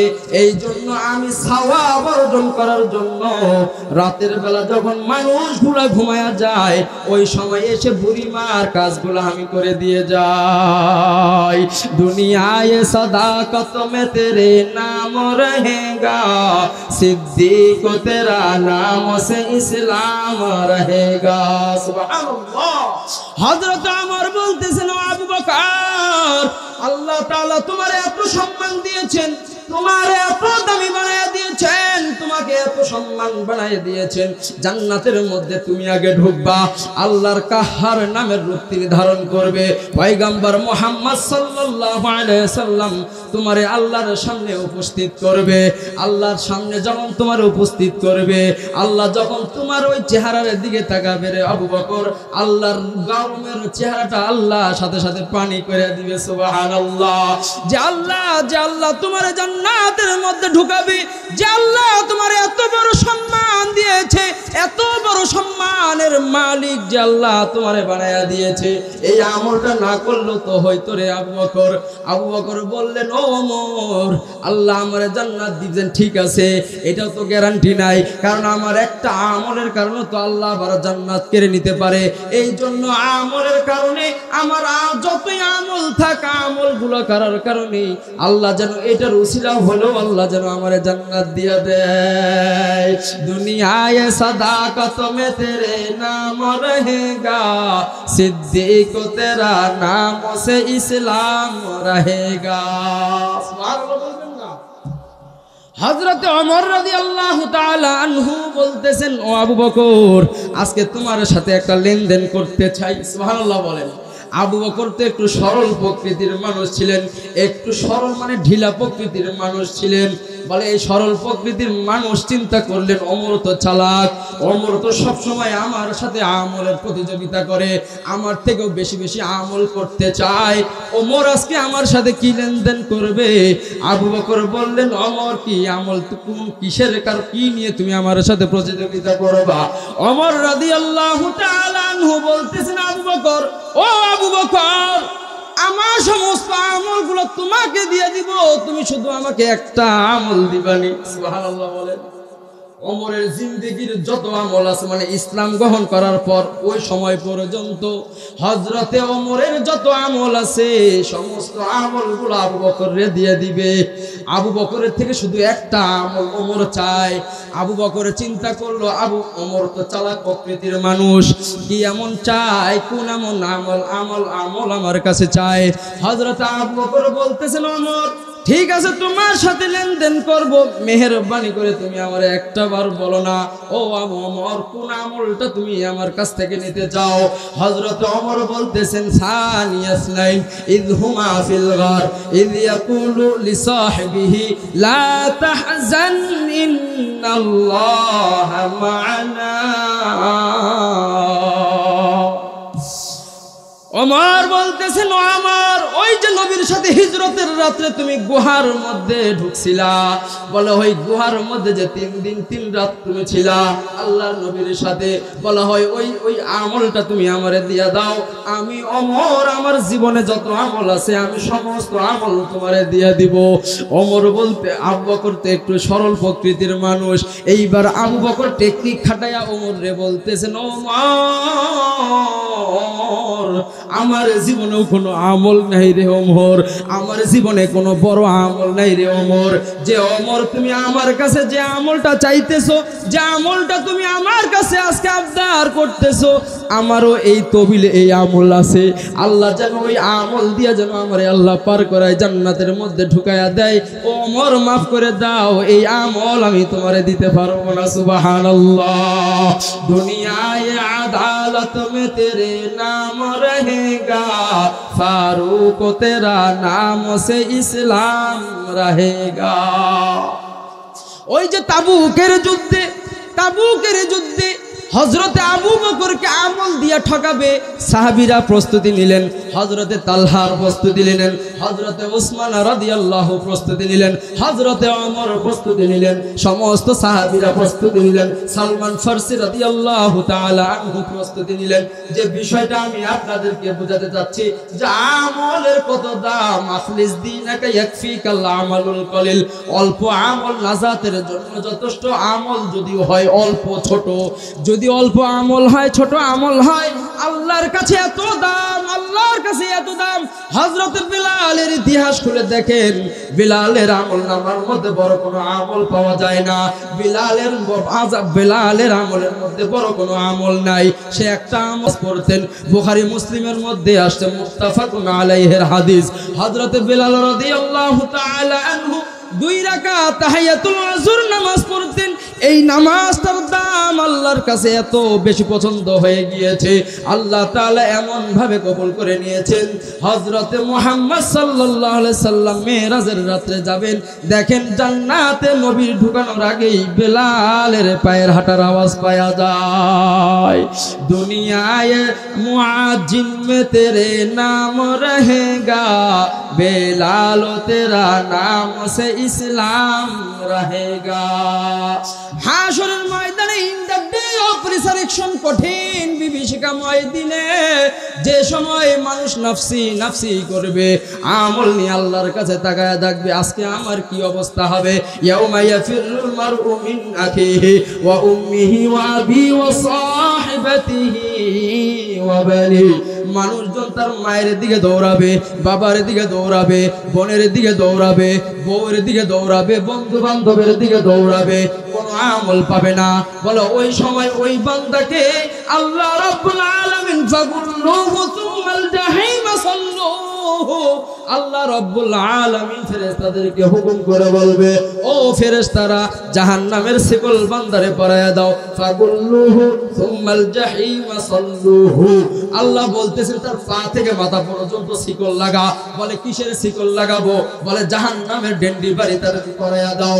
এভাবে জাহান্নামের গরম উত্তপ্ত শিকল যখন তারে লাগাইয়া দিবে, আরে তাফসীরের মধ্যেই আসছে, বলে জাহান্নামী বান্দাকে যখন জাহান্নামের শিকল আল্লাহ রাব্বুল আলামিন ফেরেশতাদের মাধ্যমে যখন পা থেকে মাথা পর্যন্ত যখন লাগাইয়া দিবে, বলে জান্নাতে তো ঢুকানোর আগেই শিকলের গরমের আযাবের আওয়াজে, শিকলের গরমের কারণে বান্দার চামড়া গুলো খলছে পড়ে যাবে। আল্লাহ আল্লাহ আল্লাহ। ওই সময় আল্লাহ রাব্বুল আলামিন বলবেন, ও চটান পাড়ার মানুষ, গড় গোবিন্দর মানুষ, আজকে আমি আল্লাহ তোমার কোনো আমলের দিকে তাকাবো না। ওই যে মাহফিলের মধ্যে বসছো, ওই মাহফিলে বসার কারণে মাহফিলকে আয়োজককে মাহফিলকে সুন্দর করে দেওয়ার জন্য তুমি টাকা দিছিলা, তুমি বুদ্ধি দিছিলা, তুমি সময় দিছিলা, তুমি পরিশ্রম দিয়েছিলা, তুমি বিদ্যা দিয়েছিলা। আমি আল্লাহ রাব্বুল আলামিন উসিলা দিয়ে তোমাকে জান্নাতে দিয়ে দিলাম। এই ছোট ছোট আমল আল্লাহর কাছে দামি। তাবুকের যুদ্ধে সমস্ত আল্লাহর নবী বললেন, ও সাহাবীরা তোমাদের কাছে কার কি আছে তাড়াতাড়ি করে আমার কাছে আনো, কারণ রোমানদের সাথে যুদ্ধ করতে হবে। রোমানদের সংখ্যা 1 লক্ষ, আমাদের মাত্র 40,000। তাদের সাথে যুদ্ধ করতে হবে, ঘোড়া কিনতে হবে, বল্লম কিনতে হবে, তীর কিনতে হবে, বিভিন্ন যুদ্ধের কলা কৌশল আমাদেরকে কিনতে হবে। হযরতে মুহাম্মদ সাল্লাল্লাহু আলাইহি ওয়াসাল্লাম বলার সাথে সাথে প্রত্যেক সাহাবী কেউ এটা নে ঘরের মধ্যে এটা রেখে এসেছে, কেউ অর্ধেক সম্পত্তি দিয়ে দিচ্ছে, কেউ বস্তা বেঁধে সম্পত্তি আনতেছে, কেউ প্যাকেট দিরহাম নিয়ে আসতেছে। প্রত্যেকটা সাহাবী তার অর্জিত সম্পত্তির অর্ধেক সম্পত্তি দিয়ে দিচ্ছেন। হযরত ওসমান রাদিয়াল্লাহু তাআলা আনহু তার সমস্ত সম্পত্তি থেকে অর্ধেক সম্পত্তি অর্ধেক রেখে অর্ধেক সম্পত্তি রাসূলের দরবারে পেশ করে দিয়েছেন। হযরতে তালহা কিছু দিয়ে কিছু রাখছেন, প্রত্যেকটা সাহাবী দিলেন। কিন্তু হযরতে আবু বকরের মন খারাপ। আবু বকরকে বলতেছেন, ও আবু বকর, ও আমার বাল্য বন্ধু, ও আমার হিজরতের বন্ধু, ও ইসলামের প্রথম বন্ধু, কি ব্যাপার তোমার মন কেন খারাপ রে বন্ধু? কেন তুমি দিচ্ছ না? হযরতে ওমর মন খারাপ করে পকেট থেকে একটা থলে বের করলেন। থল থেকে থলটা যখন ঢাললেন, দেখেন যে 2-3টা দিরহাম, 2-3টা গম, একটা সুই পাওয়া যায়। হযরতে আবু বকরের মন খারাপ। হযরত ওমর চিন্তা করলো, আজকে আমি এতগুলো সম্পদ রাসূলের দরবারে আমি এনে দিয়েছি, আজকে মনে হয় রাসূল আমার নামটাই বলবে। হযরতে তালহাও চিন্তা করলো, মনে হয় রাসূল আমার নামটা বলবে। ওই যে উসমান গনি রাদিয়াল্লাহু তাআলা আনহু অর্ধেক সম্পত্তি ঘরের মধ্যে রেখে অর্ধেক সম্পত্তি রাসূলের দরবারে নিয়ে আসছে। হযরতে ওমর চিন্তা করলো, আজকে এই সুযোগ আবু বকরের আমলের মধ্যে ঠকাবো। সুবহানাল্লাহ। সাহাবীদের চিন্তা দেখেন। হযরতে ওসমান রাদিয়াল্লাহু তাআলা আনহু চিন্তা করলো, আজকে আমি আবু বকরকে ঠকাবো। এইভাবে করে যখন সবার মনের মধ্যে চেহারার মধ্যে তাবাসসুম মৃদু হাসি পাচ্ছে, ওইখানে হযরতে আবু বকরের মন খারাপ। পয়গম্বর বুঝতে পারলেন। পয়গম্বর বললেন, ও উসমান, তুমি কি দিয়েছো, কি রেখে এসেছো? উসমান বলতেছেন, ইয়া রাসূলুল্লাহ, ইয়া হাবিবাল্লাহ, ও গো পয়গম্বর, আমার সমস্ত সম্পত্তিকে অর্ধেক করেছি, অর্ধেক ঘরের মধ্যে রেখে এসেছি, আর অর্ধেক আপনার দরবারে আমি তবুকের যুদ্ধের জন্য ওয়াকফ করে দিলাম গো নবী। এরপরে ওমরকে বলতেছেন, ওমর বলতেছেন, ইয়া রাসূলুল্লাহ, এটা দিলাম, এটা রেখে এসেছি। হযরতে তালহা বললেন, ইয়া রাসূলুল্লাহ, এটা দিয়েছি, এটা নিয়ে এসেছি। হযরতে দাহদাকে বললেন, তুমি কি দিয়েছো? দাহদা বললেন, ইয়া রাসূলুল্লাহ, এটা দিয়ে এটা রেখে এসেছি। এইবার হযরতে আবু বকরকে আল্লাহর নবী জিজ্ঞাসা করতেছেন, আবু বকর, ও আবু বকর, আমার প্রতিটা সাহাবী তো কিছু দিল, কিছু নিল, ও আবু বকর, এবার তুমি কি দিয়েছো, কি রেখে এসেছো, এটা এবার তুমি বলো। হযরতে আবু বকরের মুখ কালো, হযরতে আবু বকরের চেহারাটা কালো মলিন হয়ে গিয়েছে। কি দিবে? কারণ উসমানের দান তার দানের তুলনায় তো আবু বকরের দান কিছু না, তালহার দানের তুলনায় তো আবু বকরের দান কিছু না, ওমরের দানের তুলনায় তো আবু বকরের ওমরের কিছু না। এইভাবে আবু বকর বললেন, ইয়া রাসূলুল্লাহ, আমি তো দেখেন ইসলামের জন্য দিতে দিতে দিতে দিতে ফকির হয়ে গিয়েছি। ঘরের মধ্যে 2-3টা দিরহাম ছিল, 2-3টা গম ছিল, একটা সুই ছিল, ইয়া রাসূলুল্লাহ, এগুলো ছাড়া আমার ঘরের মধ্যে কিছু নাই। আমি আমার ঘর থেকে এটা নিয়ে এসেছি, কিন্তু আল্লাহর কসম আমার ঘরের মধ্যে আল্লাহ আর নবীর ভালোবাসা মোহাব্বত রেখে এসেছি। মালে দৌলত রহ গিয়া সব মেরে লিয়ে, एक खुदा मेरे लिए, एक मुस्तफा मेरे लिए। हजरत আবু বকর বলতেছেন, ইয়া রাসূলুল্লাহ, ইয়া হাবিবাল্লাহ, ওগো পয়গম্বর, এই যে দিয়েছি এটাই আমার সম্পদ, কিন্তু আমার ঘরের মধ্যে আপনার মোহাব্বত আর আল্লাহর মোহাব্বত আমি রেখে এসেছি। আল্লাহর নবী আলাইহিস সালাতু ওয়াস সালাম বললেন, ও সাহাবীরা, ও আমার, ও উসমান, ও তালহা, সাক্ষী থাকো, সাক্ষী থাকো, তোমরা সাক্ষী থাকো, তোমরা যা দিয়েছো আজও আমার আবু বকর আল্লাহর কাছে দামি হয়ে গিয়েছে। মালে দৌলত রহ গিয়া সব মেরে লিয়ে, এক খুদা মেরে লিয়ে, এক মুস্তফা মেরে লিয়ে। উসমানের মন খারাপ, ওমরের মন খারাপ, তালহার মন খারাপ, আরে আজকেও আবু বকরের হাঁটাইতে পারলাম না। এই জন্য দুনিয়া যত মানুষ আসবে আবু বকরের আমলের তুলনায় যাইতে পারবে না। সুবহানাল্লাহ বলেন, দুনিয়ায়ে সাদাকত মে তেরে নাম রহেগা, সিদ্দিক তেরা নাম সে ইসলাম রহেগা, হাম শান রিসালাত পে দিল দাদা গো শায়দা, হাম শান রিসালাত পে কুরবান সুআইদা। তাহলে বলেন তো দেখি, আমলের দাম আল্লাহর কাছে দামি না বেশি? আল্লাযী খালাকাল মাউতা ওয়াল হায়াতা লিয়াবলুয়াকুম আইয়ুকুম আহসানু আমালা ওয়া হুয়াল আজিজুল গফুর। সূরা মুলুক 2 নম্বর আয়াত। আল্লাহ বলেন, তোমাদের জীবন তোমাদের মরণ সৃষ্টি করেছি লিয়াবলুয়াকুম, পরীক্ষা করব। বলে আল্লাহ কি পরীক্ষা করবা? আহসানু আমালা, ইসমে তাফজিলের সিগা, সুপারলেটিভ ডিগ্রি দিয়ে আল্লাহ বলতেছেন কার থেকে কে সুন্দর সুন্দর আমল, ভালো ভালো আমল আমার আল্লাহর দরবারে তোমরা উপস্থাপন করবা, আমি আল্লাহ এটা পরীক্ষা করে দেখব।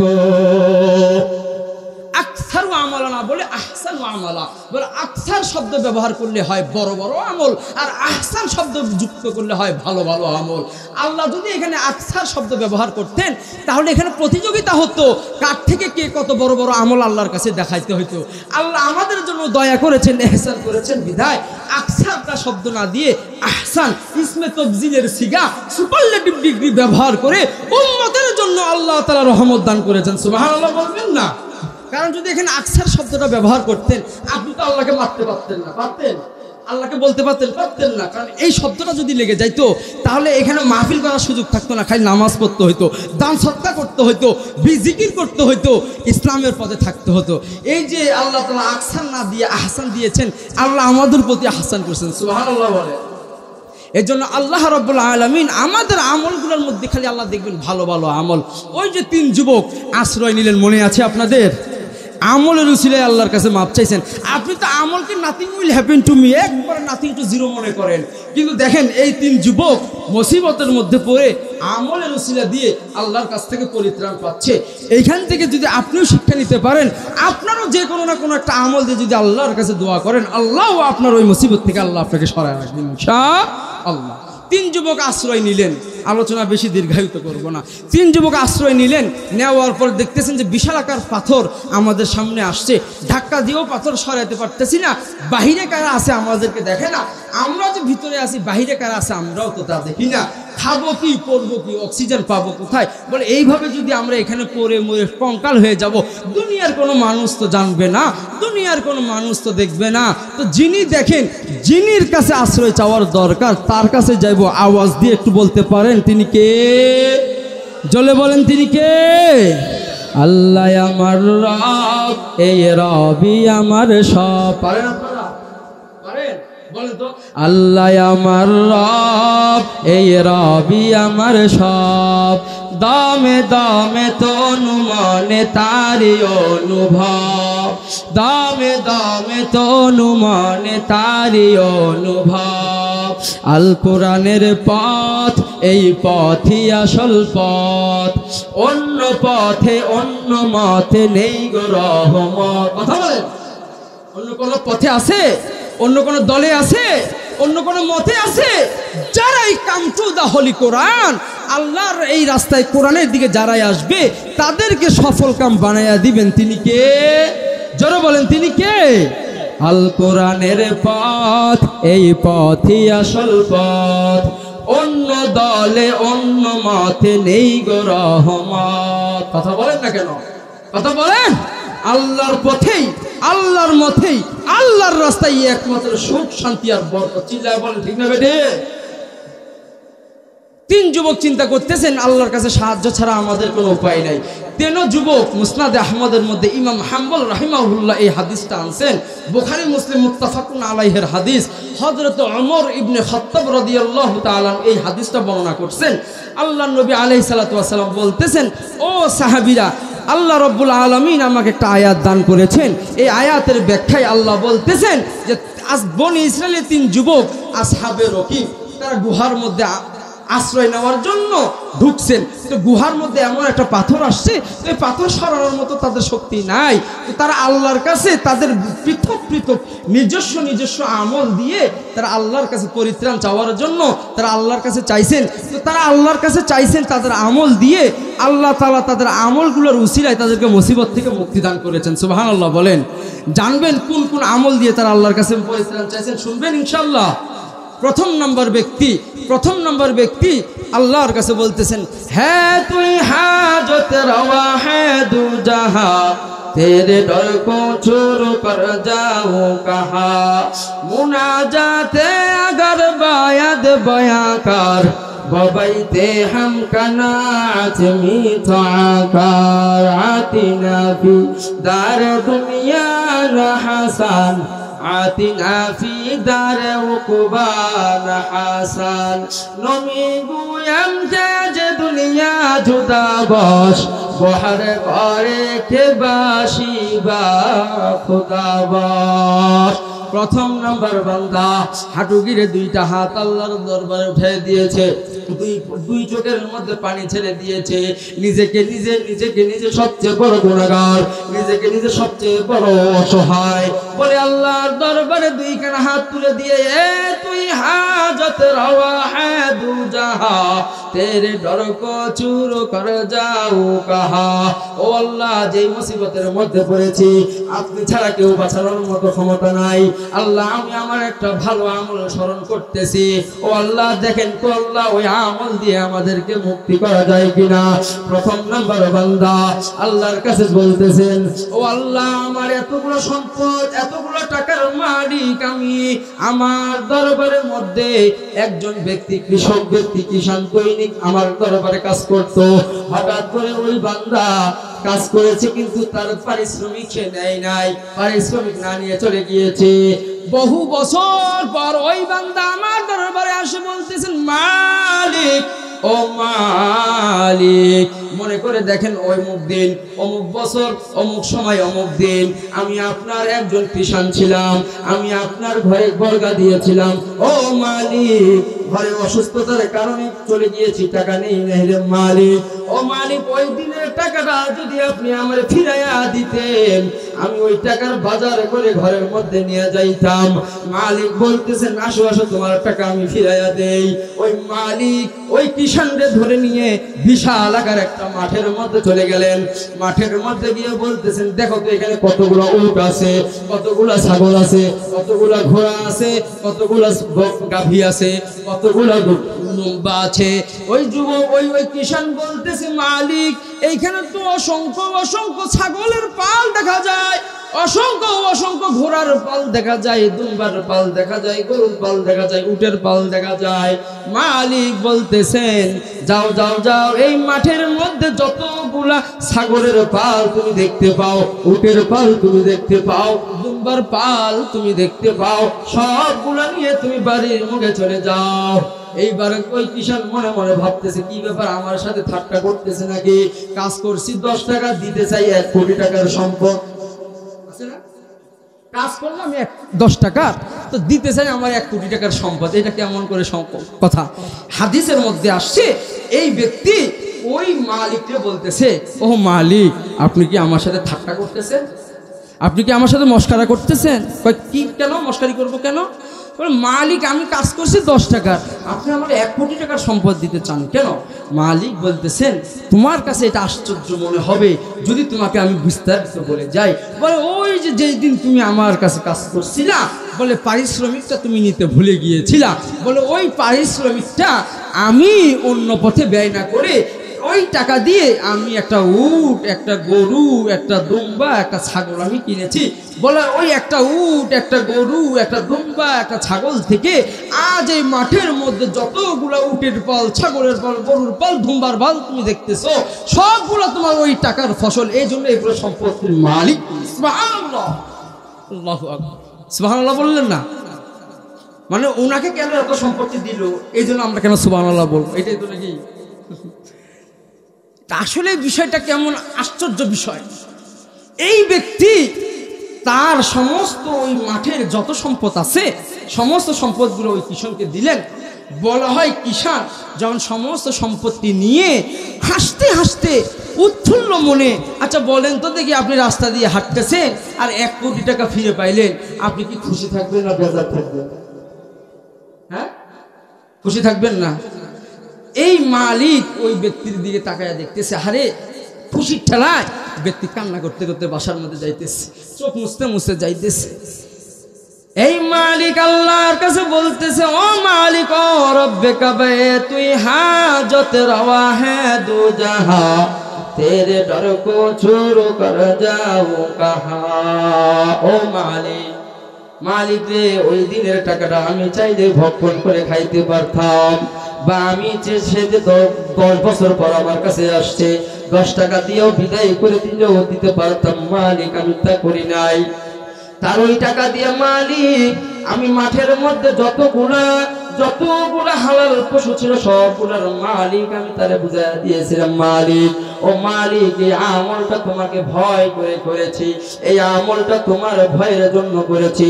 ইন্না সালাতি ওয়া নুসুকি ওয়া মাহইয়ায়া ওয়া মামাতি লিল্লাহি রাব্বিল আলামিন।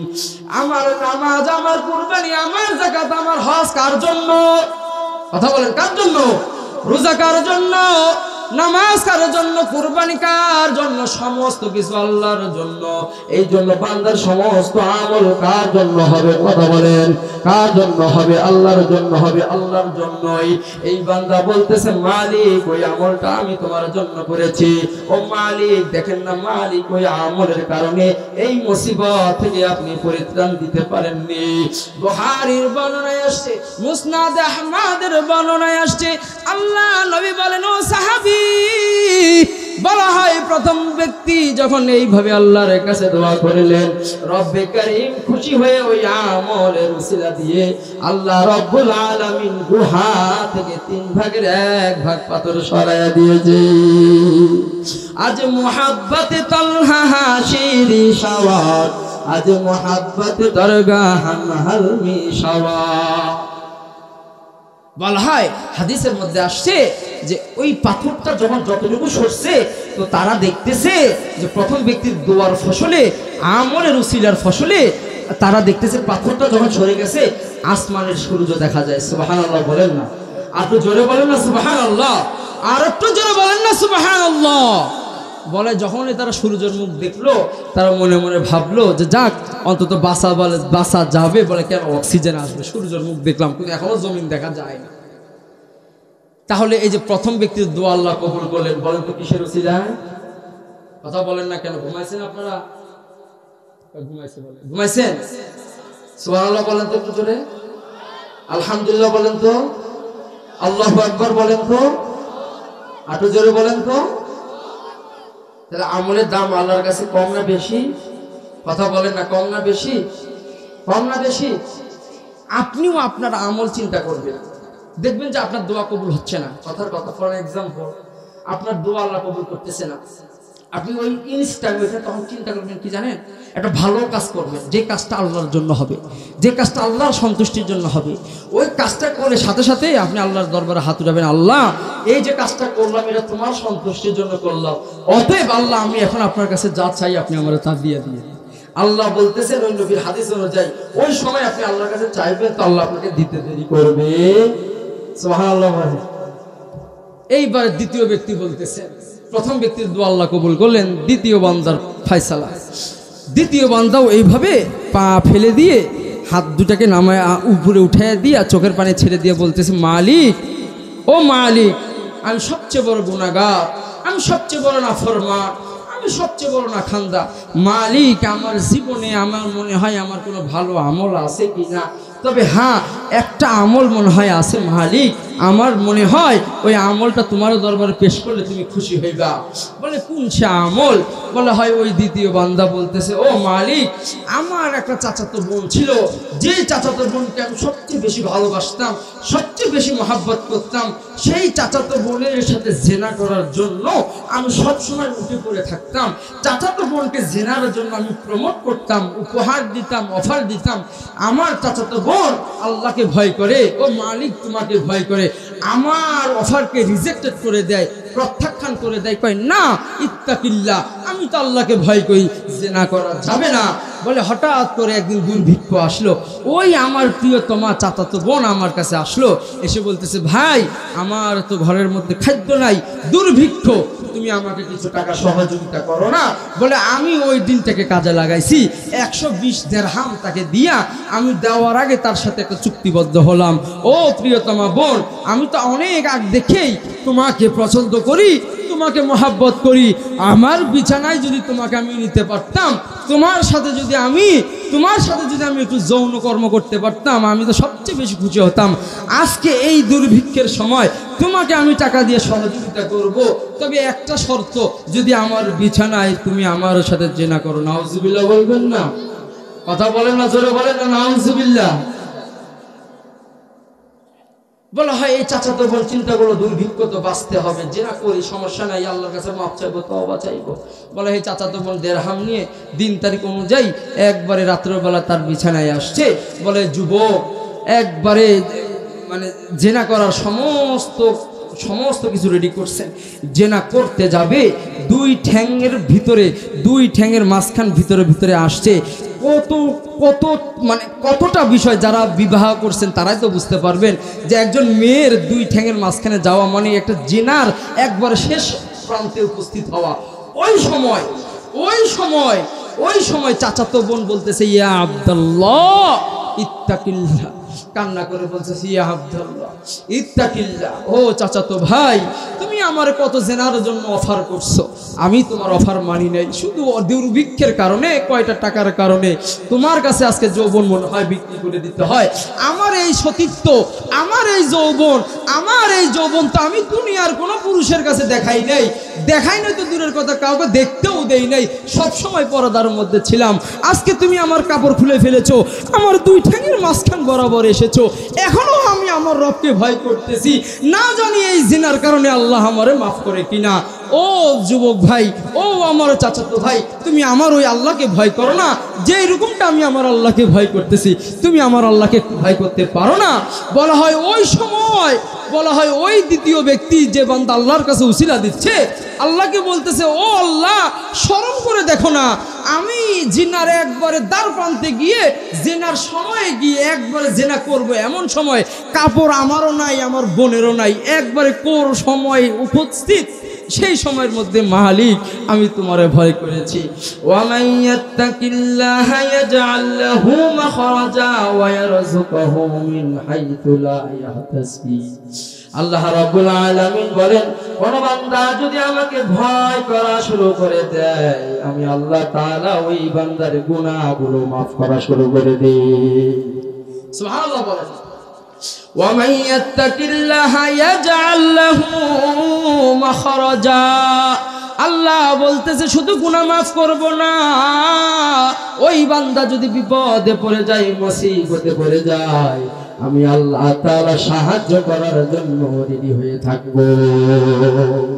আজ মুহাব্বতে তনহা হাশিরি শাওয়া, আজ মুহাব্বতে দরগাহ হাম হালমি শাওয়াত, কাদেরিউ কত্তুদারি বল কামাল, আনতা রব্বি আনতা হাসবি দুল জালাল, তুহি কাদের জলিলুল্লাহ জাহাদার, বহর হালে তুহি মেরা নিগাহদার। ও রব্বে কাবা, জিনার একবারে দ্বার প্রান্তে আমি পৌঁছে গিয়েছি রে মাবুদ, জিনা করব, কাপড় কোনো জোড়ার নাই। যখনই আমার চাচাতো বোন আমাকে তোমার কথা স্মরণ করে দিল রে আল্লাহ, ওই সময়টা আমার অন্তরের মধ্যে তোমার ভয় এমন ভাবে ঢুকে গিয়েছে, আল্লাহ তাড়াতাড়ি করে আমি আমার চাচাতো বোনকে ভাগায় দিলাম, আমি কাপড় পরে নিলাম, আর নিয়ত করেছি কোনোদিন জিনা করবো না রে মালিক। ও মালিক, তুমি দেখো তো, ওই দিন তো আমি জিনা করলেও করতে পারতাম, করে তোমার কাছে তওবা করলেও তো করতে পারতাম রে আল্লাহ, জিনা করলেও করতে পারতাম, কিন্তু করি নাই রে মালিক। ইন্না সালাতি ওয়া নুসুকি ওয়া মাহইয়ায়া ওয়া মামাতি লিল্লাহি রাব্বিল আলামিন। আল্লাহ রাব্বুল আলামিন বলেন, ওই বান্দার নামাজ, ওই বান্দার রোজা, ওই বান্দার সমস্ত আমল আমার জন্য হতে হবে। আল্লাহকে বলতেছেন, আল্লাহ ও আল্লাহ, আমার জীবনে কোনো আমল তোমার দরবারে কবুল হোক কিনা আমি জানি না, কিন্তু ওই দিন আমি জিনা করি নাই, তোমাকে ভয় করে, ইত্তাকুল্লাহ, ও আল্লাহ তোমাকে ভয় করেছি, এমন ভাবে তোমাকে ভয় করেছি, আর জিনার দিকে আমি বাড়াই নাই, অগ্রসর হই নাই। আল্লাহ আমি এখান থেকে উঠে আসছি মালিক, এই যে মুসিবতের মধ্যে করে দিয়েছি, ও মালিক এই পাথর তুমি ছাড়া ক্ষমা সরানোর কোনো ক্ষমতা নাই, কারণ আমাদের কাছে কোনো বুলডোজার নাই, কোনো কেরান নাই, কোনো কেরানো নাই রে মালিক, সরাতে পারবো রে আল্লাহ। দয়া করে মায়া করে যদি ওই আমলটা তুমি ভালোবেসে থাকো, ওই আমলটা যদি তোমার সন্তুষ্টির জন্য হয়ে যায়, ও মালিক ওই আমলের উসিলায় আল্লাহ দয়া করে মায়া করে আপনি আমাদেরকে মুসিবত থেকে সরাইয়া দেন। আল্লাহ নবী বলেন, সাহাবীরা দ্বিতীয় বান্দা দোয়া করতে দেরি, আল্লাহ রাব্বুল আলামিন পাথরের মুখ 3 ভাগের 2 ভাগ সরাইয়া দিয়েছে।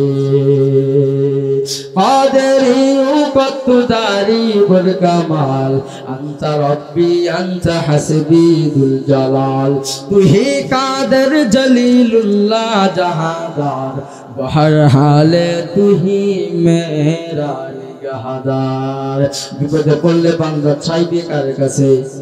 কথা বলেন, বিপদে পড়লে বান্দা সাহায্য চাইবে কার কাছে? মুসিবতের মধ্যে পড়লে বান্দা সাহায্য চাইবে কার কাছে? আল্লাহ রাব্বুল আলামিন বলেন, ওয়া মান ইয়াত্তাকিল্লাহা ইয়াজআল লাহু মাখরাজা ওয়া ইয়ারযুকুহু মিন হাইথু লা ইয়াহতাসিব। 3টা ফজিলত আমি বান্দাকে দিব যদি বান্দা আমারে ভয় করে। প্রথম নম্বর ফজিলত, ভয় করার সাথে সাথে গুনাহগুলো মাফ করে করে দিব। 2 নাম্বার ফজিলত হলো বান্দার জন্য উত্তম সাহায্যকারী আমি হয়ে যাব, সুবহানাল্লাহ বলবেন না। 3 নাম্বার ফজিলত হলো ওয়ায়ারযুকুহু মিন হাইসু লা ইয়াহতাসিব, বান্দা যখনই আমাকে ভয় করা শুরু করে দিবে আর সুদের সাথে জড়িত থাকবে না, ঘুষের সাথে জড়িত থাকবে না, অন্যায়ের সাথে জড়িত থাকবে না, চগলখড়ি বদনামি ফায়সা কথাবার্তা বলবে না। যখন এই বান্দা আমারে ভয় করা শুরু করে দিবে, আমি আল্লাহ আসমান থেকে বান্দার জন্য রিজিকের ব্যবস্থা করে দিব। আজ মুহাব্বতে তলহা হাশিরি শাওয়াত, আজ মুহাব্বতে দরগাহ হালমি শাওয়াত। এই জন্য আল্লাহকে ভয় করলে ফজিলত কয়টা? জোরে বলেন কয়টা? 3টা ফজিলত। 1 নাম্বার ফজিলত হলো আল্লাহ গুনাহ মাফ করে দিবে। 2 নাম্বার ফজিলত হলো সাহায্যকারী, বিপদের মধ্যে আল্লাহ হয়ে যাবে। 3 নাম্বার ফজিলত হলো যে রিজিক নিয়ে আপনি টেনশন করেন, আল্লাহকে ভয় করা শুরু করে দেন, নামাজগুলো ঠিকমতো শুরু করে দেন, আল্লাহর জিকির ঠিকমতো শুরু করে দেন, কোরআন তেলাওয়াত ঠিকমতো শুরু করে দেন, কোরআনের আইন বাস্তবায়ন করার জন্য নিজেকে জমিনের মধ্যে বিলাইয়া দেন। আল্লাহ রাব্বুল আলামিন সাথে সাথে করে আপনার সমস্ত জিম্মাদারি নিয়ে নিয়ে। সুবহানাল্লাহ। আল্লাহ রাব্বুল আলামিন বলেন ওয়ালিমান খাফা মাকাম রাব্বিহি জান্নাতান। আল্লাহ রাব্বুল আলামিন বলেন ওয়ালিমান খাফা মাকাম রাব্বিহি জান্নাতান। কোন বান্দা যদি আমারে ভয় করে, ভয় করার সাথে সাথে আমি আল্লাহ ওই বান্দার জন্য 2টা জান্নাতের অর্ডার রেখে করে দিলাম। অনলাইনের মধ্যে জুতো অর্ডার করেন না? কথা বলেন না কেন? অনলাইনের মধ্যে প্যান্ট অর্ডার করেন না? মোবাইল অর্ডার করেন না? আমরা করি না? আল্লাহকে যদি ভয় করা শুরু করে দেন, আল্লাহ বলতেছেন বান্দার জন্য, ওই বান্দার জন্য জান্নাতের মধ্যে 2টা জান্নাত অর্ডার করে রেখে দিলাম বান্দার জন্য। সুবহানাল্লাহ বলেন। তসনিয়ানে সিগা জান্নাতান, তসনিয়ানে সিগা। আল্লাহ বলছেন 2টা জান্নাত দিব। বলে কেন? বলে বান্দা যখন গুনাহ করার জন্য অগ্রসর হলো, ওই গুনাহ করবে, ওই সময় ইন দ্য মিন টাইম ওই বান্দা যদি ভয় করে না এই গুনাহ তো করা যাবে না, কারণ দুনিয়ার কেউ না দেখলে দেখেন কে? আর কথা বলে না, দুনিয়ার কেউ না দেখলে দেখেন কে? দুনিয়ার কেউ না শুনলে শোনে কে? দুনিয়ার যে কেউ করতে পারে না সেটা করতে পারে কে? বিশ্বাস হয় আপনাদের যে আল্লাহ করোনা ভাইরাস পাঠাইছে, আপনার নিচে কে? আপনারা তো বলবেন ভ্যাকসিনের নিয়ে গেছে করোনারে, নাকি? ভ্যাকসিন নিয়ে গেছে। কে নিয়ে গেছে? আল্লাহ নিয়ে গেছে।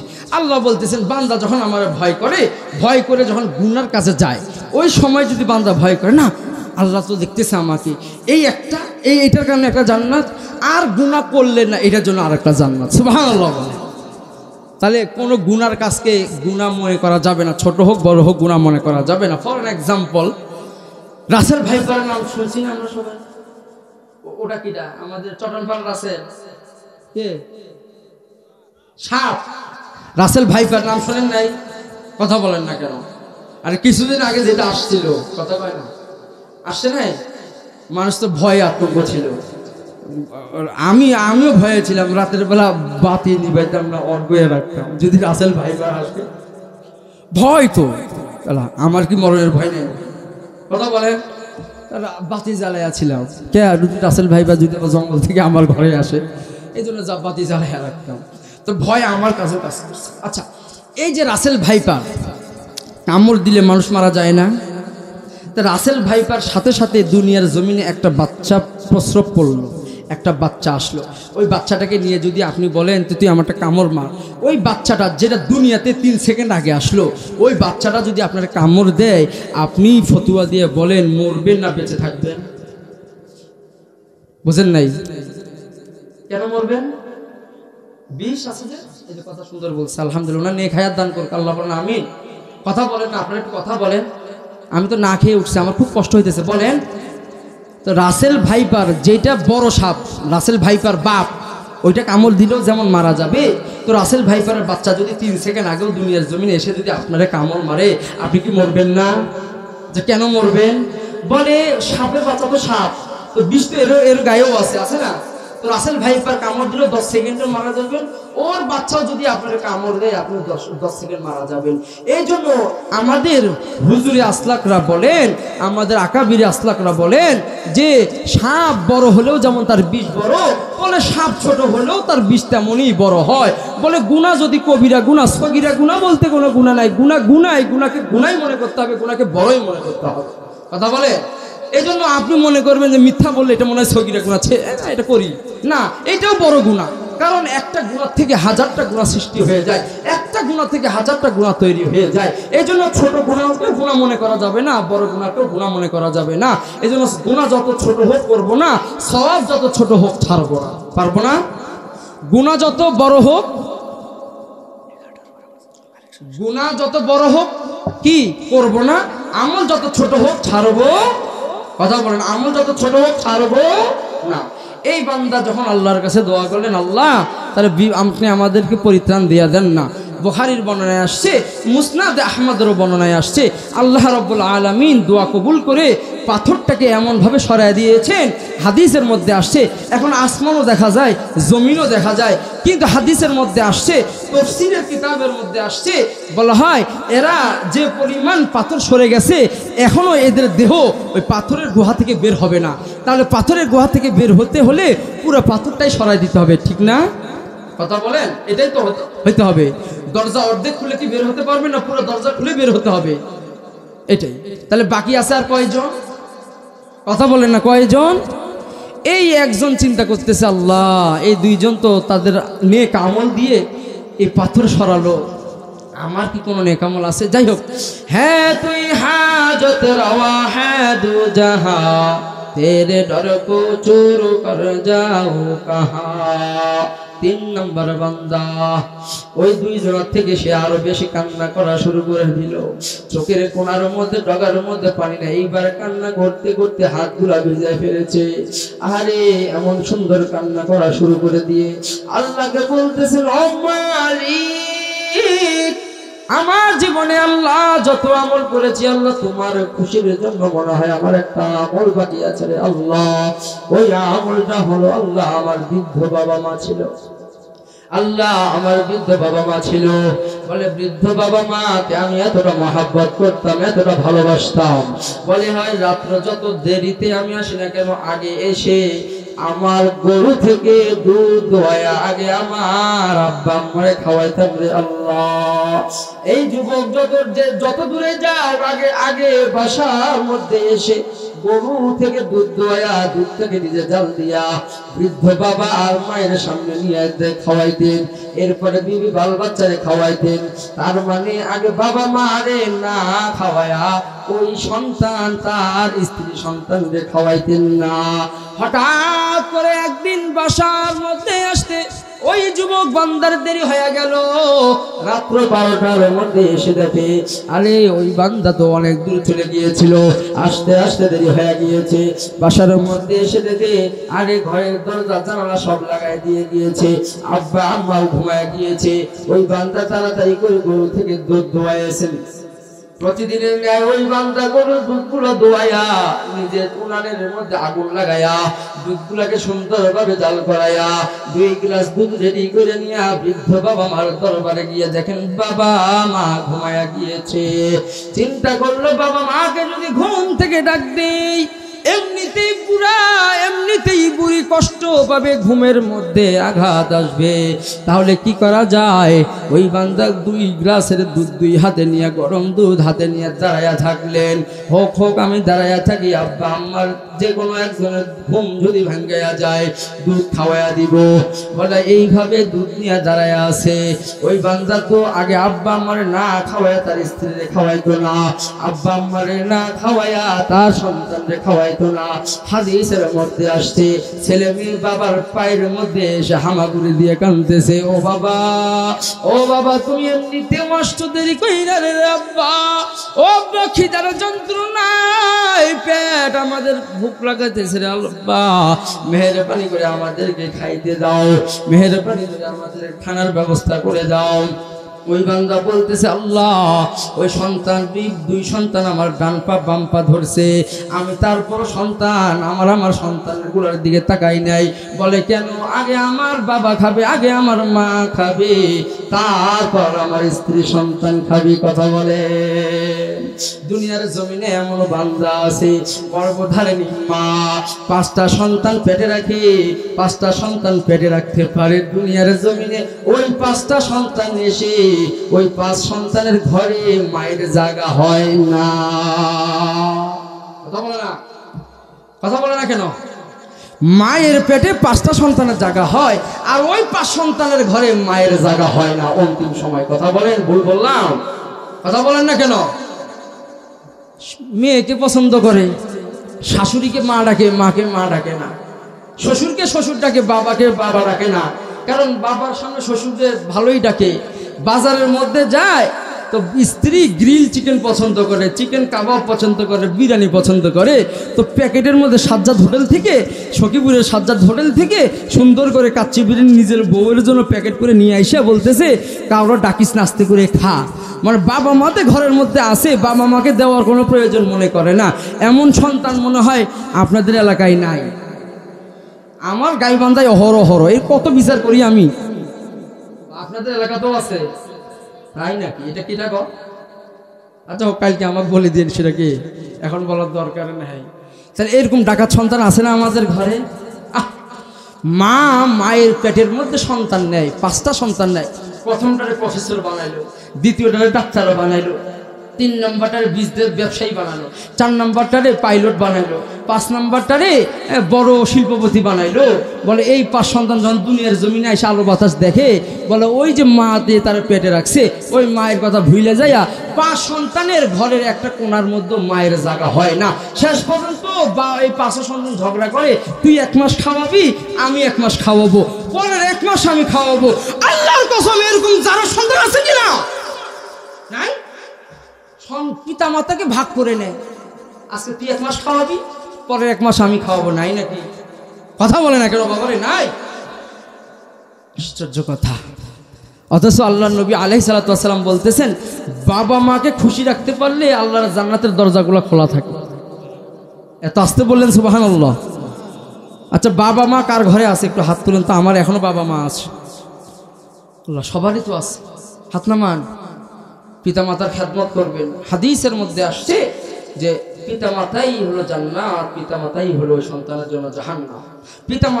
পিতা মাতাকে যদি একটু ওই সাজ্জাদ থেকে যদি একটু বিরিয়ানি এনে, কাচ্চি পোলাও এনে, এরকম চিকেন বার্গার, চিকেন গ্রাব এগুলো এনে বৃদ্ধ বয়সে যদি বাবারে খাওয়ায়া একটু দোয়া নিতে পারেন, আল্লাহর কসম ওই বাবা যদি খায়া যদি একটু দোয়া করে, আল্লাহ ও রব্বে কাবা, আমার সন্তান প্রথম মাসের বেতন দিয়ে আমার জন্য খাবার আনছে, আপেল আনছে, ও আল্লাহ বউরে না দিয়ে আগে আমারে দিছে, তার সন্তানরে না দিয়ে আগে আমারে দিছে, আল্লাহ আমার মন খুশি, আমার সন্তানরে তুমি সখীপুরের মধ্যে বড় জায়গার মালিক বানায় দাও।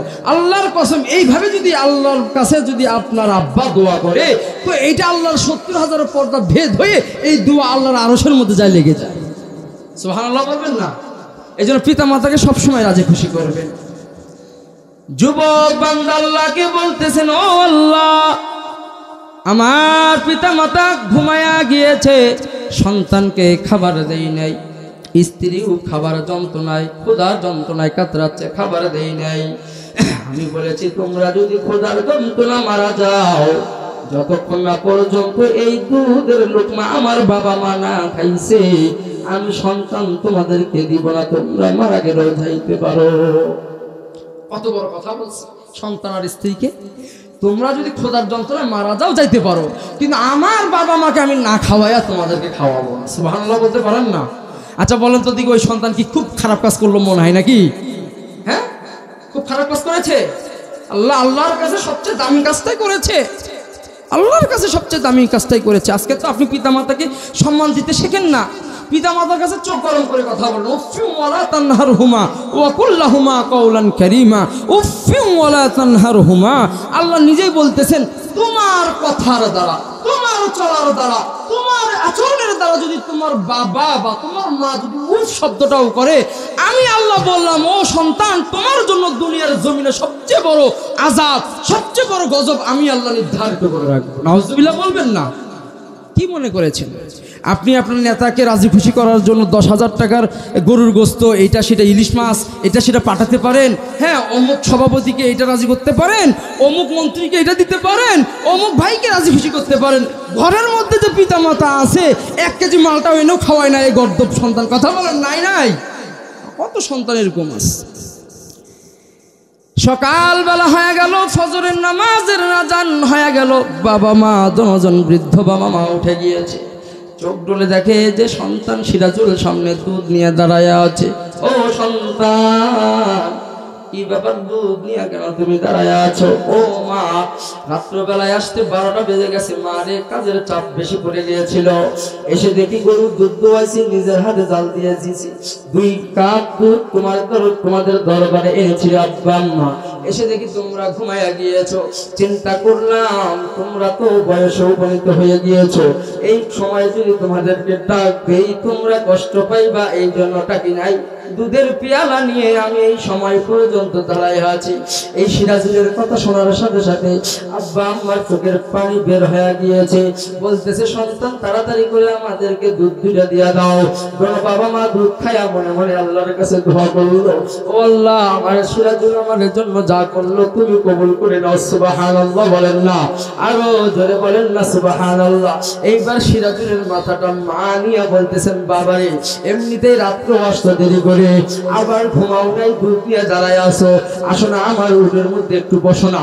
মা সন্তানের মাথাটা সুন্দর বইলা বইলা বইলা যে সন্তানকে ঘুম পাড়ায়া বাবা মা আল্লাহর কাছে দোয়া করে, আল্লাহ, ও আল্লাহ, আল্লাহ, নিজের সন্তানকে আগে না দিয়া, নিজের প্রিয়তমা বউরে আগে না দিয়া আমাদেরকে আগে দিল রে আল্লাহ।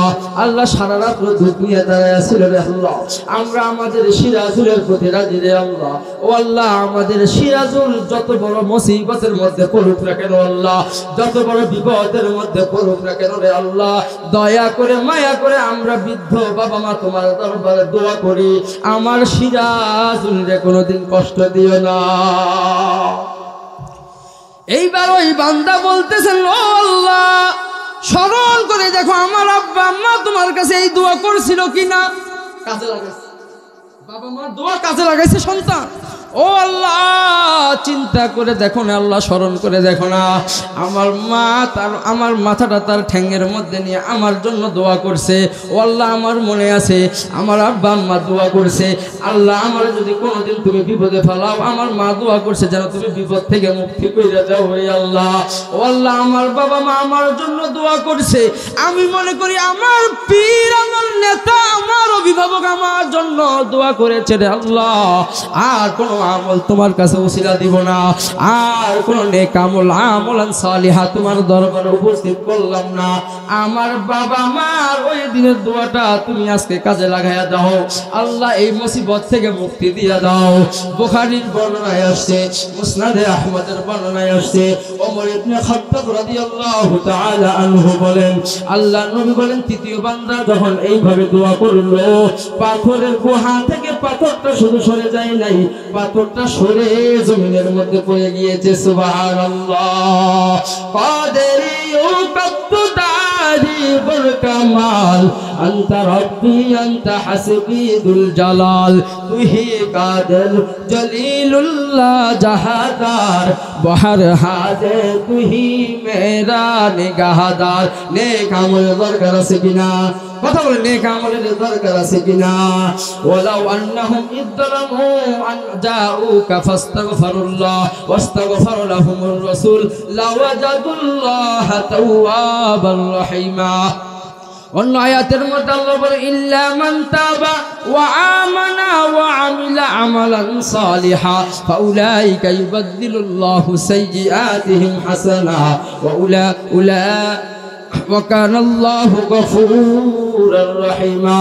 আল্লাহ রাব্বুল আলামিন বলেন ইল্লা মান তাবা, তওবা করার পরে, ওয়া আমানা, ঈমান আনছে, ওয়া আমিলা আমালান সলিহা, তওবা করছে, 2 নাম্বার ঈমান আনছে, 3 নাম্বার ভালো ভালো আমল করছে, 4 নাম্বার আল্লাহ বলেন ফাউলাইকা ইউবাদদিলুল্লাহু সাইয়্যাতিহিম হাসানা, আমি আল্লাহ ওই বান্দার যতগুলা গুনাহ আছে গুনাহগুলোকে নেকি দিয়ে পরিপূর্ণ করে দিলাম। বাদদালা ইউবাদদিলু, হ্যাঁ, বাদদালা ইউবাদদিলু সালাসে মুজাররাদের কায়দা, বাদদালা ইউবাদদিলু, আল্লাহ বলেন এখানে বাদদালা না দিয়ে ইউবাদদিলু মুজারের আলোচনা আছে, বর্তমান ভবিষ্যৎ প্রেজেন্ট ফিউচার। আল্লাহ তাআলা বলতেছেন কোন বান্দা যদি গুনাহ করেছে তো গুনাহ করার পর এটাকে তওবা মনে করেন, আল্লাহ আর গুনাহ করব না, এরকম চিন্তা করার পরে বান্দা তওবা করলো, তওবা করার পরে ওই বান্দা ঈমান আনলো, ঈমান আনার পরে মাহফিলে আসলো, মাহফিলের আয়োজন করলো, মাহফিলে টাকা দিল, মাহফিলকে সফলতায় দান করলো, মসজিদে টাকা দিল, মাদ্রাসায় টাকা দিল, এতিম মিসকিনকে টাকা দিল, বলে এইভাবে আমলে সালেহ করছে, নামাজ পড়েছে, রোজা করেছে, হজ করেছে, এইভাবে যতগুলো আমলে সালেহার সেক্টর আছে এই সমস্ত সেক্টর বান্দা আদায় করলো। আল্লাহ বলতেছেন ফাউলাইকা ইসমে আশারা ইউবাদদিলুল্লাহু সাইয়্যাতিহিম হাসানা, আমি আল্লাহ বান্দার জীবনে যতগুলা গুনাহ করেছে এই গুনাহগুলোকে উল্টায়া নেকি দিয়ে পরিপূর্ণ করে দেব। সুবহানাল্লাহি বিহামদি, জোরে বলবেন সুবহানাল্লাহ। তার মানে আপনার আর আমার জীবনে যতগুলা গুনাহ আছে আমরা যদি আমলে সালেহ করি তাহলে এই গুনাহগুলোকে নেকি দিয়ে পরিপূর্ণ করে দিবেন। তিনি কে? আওয়াজ দিয়ে বলেন তিনি কে? একটু জোরে বলেন তিনি কে? তাহলে এই যে আসহাবে কাহাফের 3 বনি ইসরায়েলের 3 যুবক আল্লাহর কাছে কিসের দ্বারা পরিত্রাণ পেল? আমলের দ্বারা পরিত্রাণ পেল। এই জন্য মেরে ভাই ও দোস্ত আহবাব, ওয়াজ আরো শুনবেন, প্রতিনিয়তই ওয়াজ শুনবেন, আমরাও প্রতিনিয়ত ওয়াজ করব। এই যে গত 2 দিন 1 দিন আগে প্রায় 3 দিন লাগাতার চট্টগ্রামে মাহফিল, আবার আজকে কালকে তারপরের দিন আমার গাইবান্ধার জেলা মাহফিল। আল্লাহ টানতেছে তো টানতেছে, আমার সুর শের অত ভালো না, তো যতটুকু আমি ওয়াজ করি, I am not a political speaker, just I am servant of the people. আমি কোনো রাজনৈতিক আলোচনা করিও না, কোনো রাজনৈতিক বক্তব্য দিও না, কার দরকার তাই কিটা ক্ষমতায় আসে আসুক, কে দেশ চালায় চালাক, আমার ওটা নিয়ে কোনো মাথা ব্যথা নাই। আমার কথা হচ্ছে আমি যাদেরকে ওয়াজ শোনাবো তারা যেন সহজে ছোট ভালোভাবে আমল করে সহজে আল্লাহর জান্নাতে যাইতে পারে। আমি এই মিশন এই ভিশন নিয়ে এই জমিনে নামছি। আমার চিন্তা কি ভালো? এটা ভালো ভালো না? এখানে যতক্ষণ ওয়াজ করেছি কোনো রাজনৈতিক বক্তব্য দিয়েছি? ইউটিউবের মধ্যে আমার বয়ান আছে, দেখবেন কোনো রাজনৈতিক বক্তব্য নেই, নয় তাফসীর, নয় হাদিস, নয় আমল। এই যে এখন আপনাদের সামনে যতক্ষণ বয়ান করলাম কিসের উপরে কিসের উপরে বয়ান করছি? আমলের উপরে তো বয়ান করছি। কারণ আপনি তাফসীর কত শুনবেন? মোবাইলের মধ্যে সার্চ দিলে পাওয়া যায়। আগামীকালকে দেখবেন যে ছকিপুরে কোথাও না কোথাও মাহফিল আছে না? থাকবে। তো তাফসীর কত শুনবেন, ওয়াজ কত শুনবেন, কিন্তু এত শোনার তো যায় আসে না যদি শোনার পরে আপনি আমল করেন। কথা বলেন, আমলটাই তো আমাদের দরকার না? এই জন্য আমলের জিন্দেগি এটা আল্লাহর কাছে খুব দামি। সাহাবীরা আমল করে আল্লাহর কাছে দামি হয়েছেন। ওই দেখেন আবু বকর খেলাফতের মজলিসে বসে প্রধানমন্ত্রী হওয়ার পরেও ওমরকে বলতেছে, ওমর আমার কি আমলের দরকার নাই? আমার কি আমলের দরকার নাই? আমি আমল করার জন্য তো এই বুড়িমার কাজ করে দেওয়ার জন্য আসছি। সুবহানাল্লাহ বলতে পারবেন না? ওমর বলতেছে, ওমর, আবু বকর তোমার সারা জীবনের আমার সারা জীবনের আমল তোমারে দিয়ে দিব, তুমি আমার একটা আমল দিয়ে দাও। তারা আমল নিয়ে প্রতিযোগিতা করছেন। এই জন্যই তো সূরা বাইয়িনার শেষের আয়াতে আল্লাহ তাআলা বলতেছেন রাদিয়াল্লাহু আনহুম ওয়া রাদু আন। আপনারা কি আয়াতটা শুনেছেন? হ্যাঁ, আপনাদের ইমাম সাহেব যখন নামাজ পড়ায় এই আয়াতটা পড়ে না? রাদিয়াল্লাহু আনহুম ওয়া রাদু আন। আল্লাহ রাব্বুল আলামিন বলতেছেন, ও বান্দা আমি আল্লাহ তাদের প্রতি রাজি, তারাও আমার প্রতি রাজি। সুবহানাল্লাহ। আপনারা কি এই শব্দের দ্বারা কিছু ইঙ্গিত পেয়েছেন? আল্লাহ বলতেছেন, আমি বুঝছি, আল্লাহ বলতেছেন আমি তাদের প্রতি রাজি। আচ্ছা, বিষয়টা যদি আমি আপনাদেরকে এইভাবে বলি, ধরেন ডক্টর ইউনূস প্রধান উপদেষ্টা। আচ্ছা, আমি কথাটা এভাবে বলবো যে ইউনূস আমার সাথে আছে নাকি ইউনূস স্যারের সাথে আমি আছি, কোনটা মানায় বলেন তো? ডক্টর ইউনূসের নাম নেন, সমস্যা না, আমি একটু উদাহরণ দিয়ে কথাটা বলতেছি।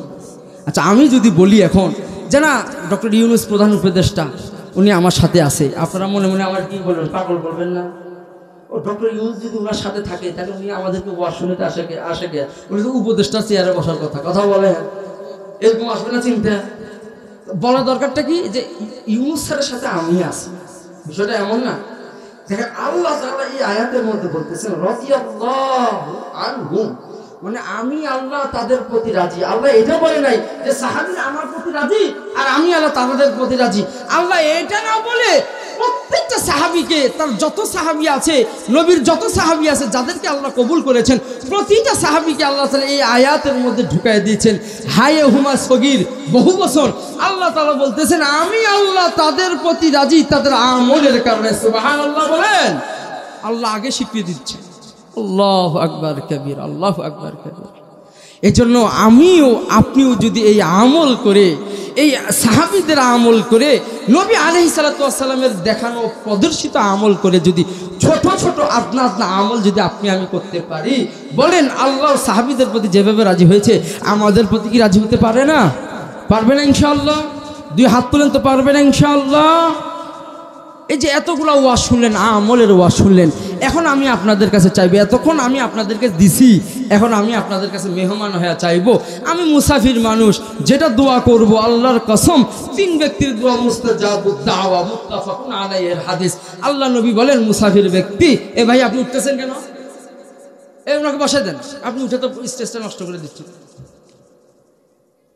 আল্লাহ বলতেছেন, নবী বলতেছেন মুসাফিরের দোয়া, মজলুমের দোয়া, পিতামাতার দোয়া, এই 3 ব্যক্তির দোয়া আল্লাহর 70,000 পর্দা ছিঁড়ে আল্লাহর কাছে চলে যায়। সুবহানাল্লাহ বলে। তা আমি মুসাফির মানুষ, দূর থেকে আসছি, ময়দানের মধ্যে কথা বলতে হয়, আমি এখানে যেটা দোয়া করব, আপনাদের বিশ্বাস হোক আর না হোক, অন্তত আমার বিশ্বাস আমি যে দোয়া আপনাদের জন্য করে যাব টুডে অ্যান্ড টুমোরো, এগুলো দোয়া আল্লাহ আপনাদের জন্য অবশ্যই কবুল করে নেন। এই মাহফিলটা সাজাতে যারা সাজাইছেন তাদের তো আর্থিকভাবে অনেক খরচ হয়েছে না? কথা বলেন, হয়েছে না? কথা একটু জোরে বলেন। আচ্ছা, যে পিছনে দরজায় যে লোকগুলো দাঁড়ায় আছে, এরা কি আপনাদের কাছে কোনো টাকা টুকা পাবে নাকি? একটু দেখেন তো, কেউ কোনো পাওনাদার আপনাদের হয়ে আছে নাকি? একটু ভালো করে তাকায় দেখেন না, কোনো পাওনাদার আছে নাকি? তাহলে ওনারা এইভাবে দাঁড়ায় আছে কে?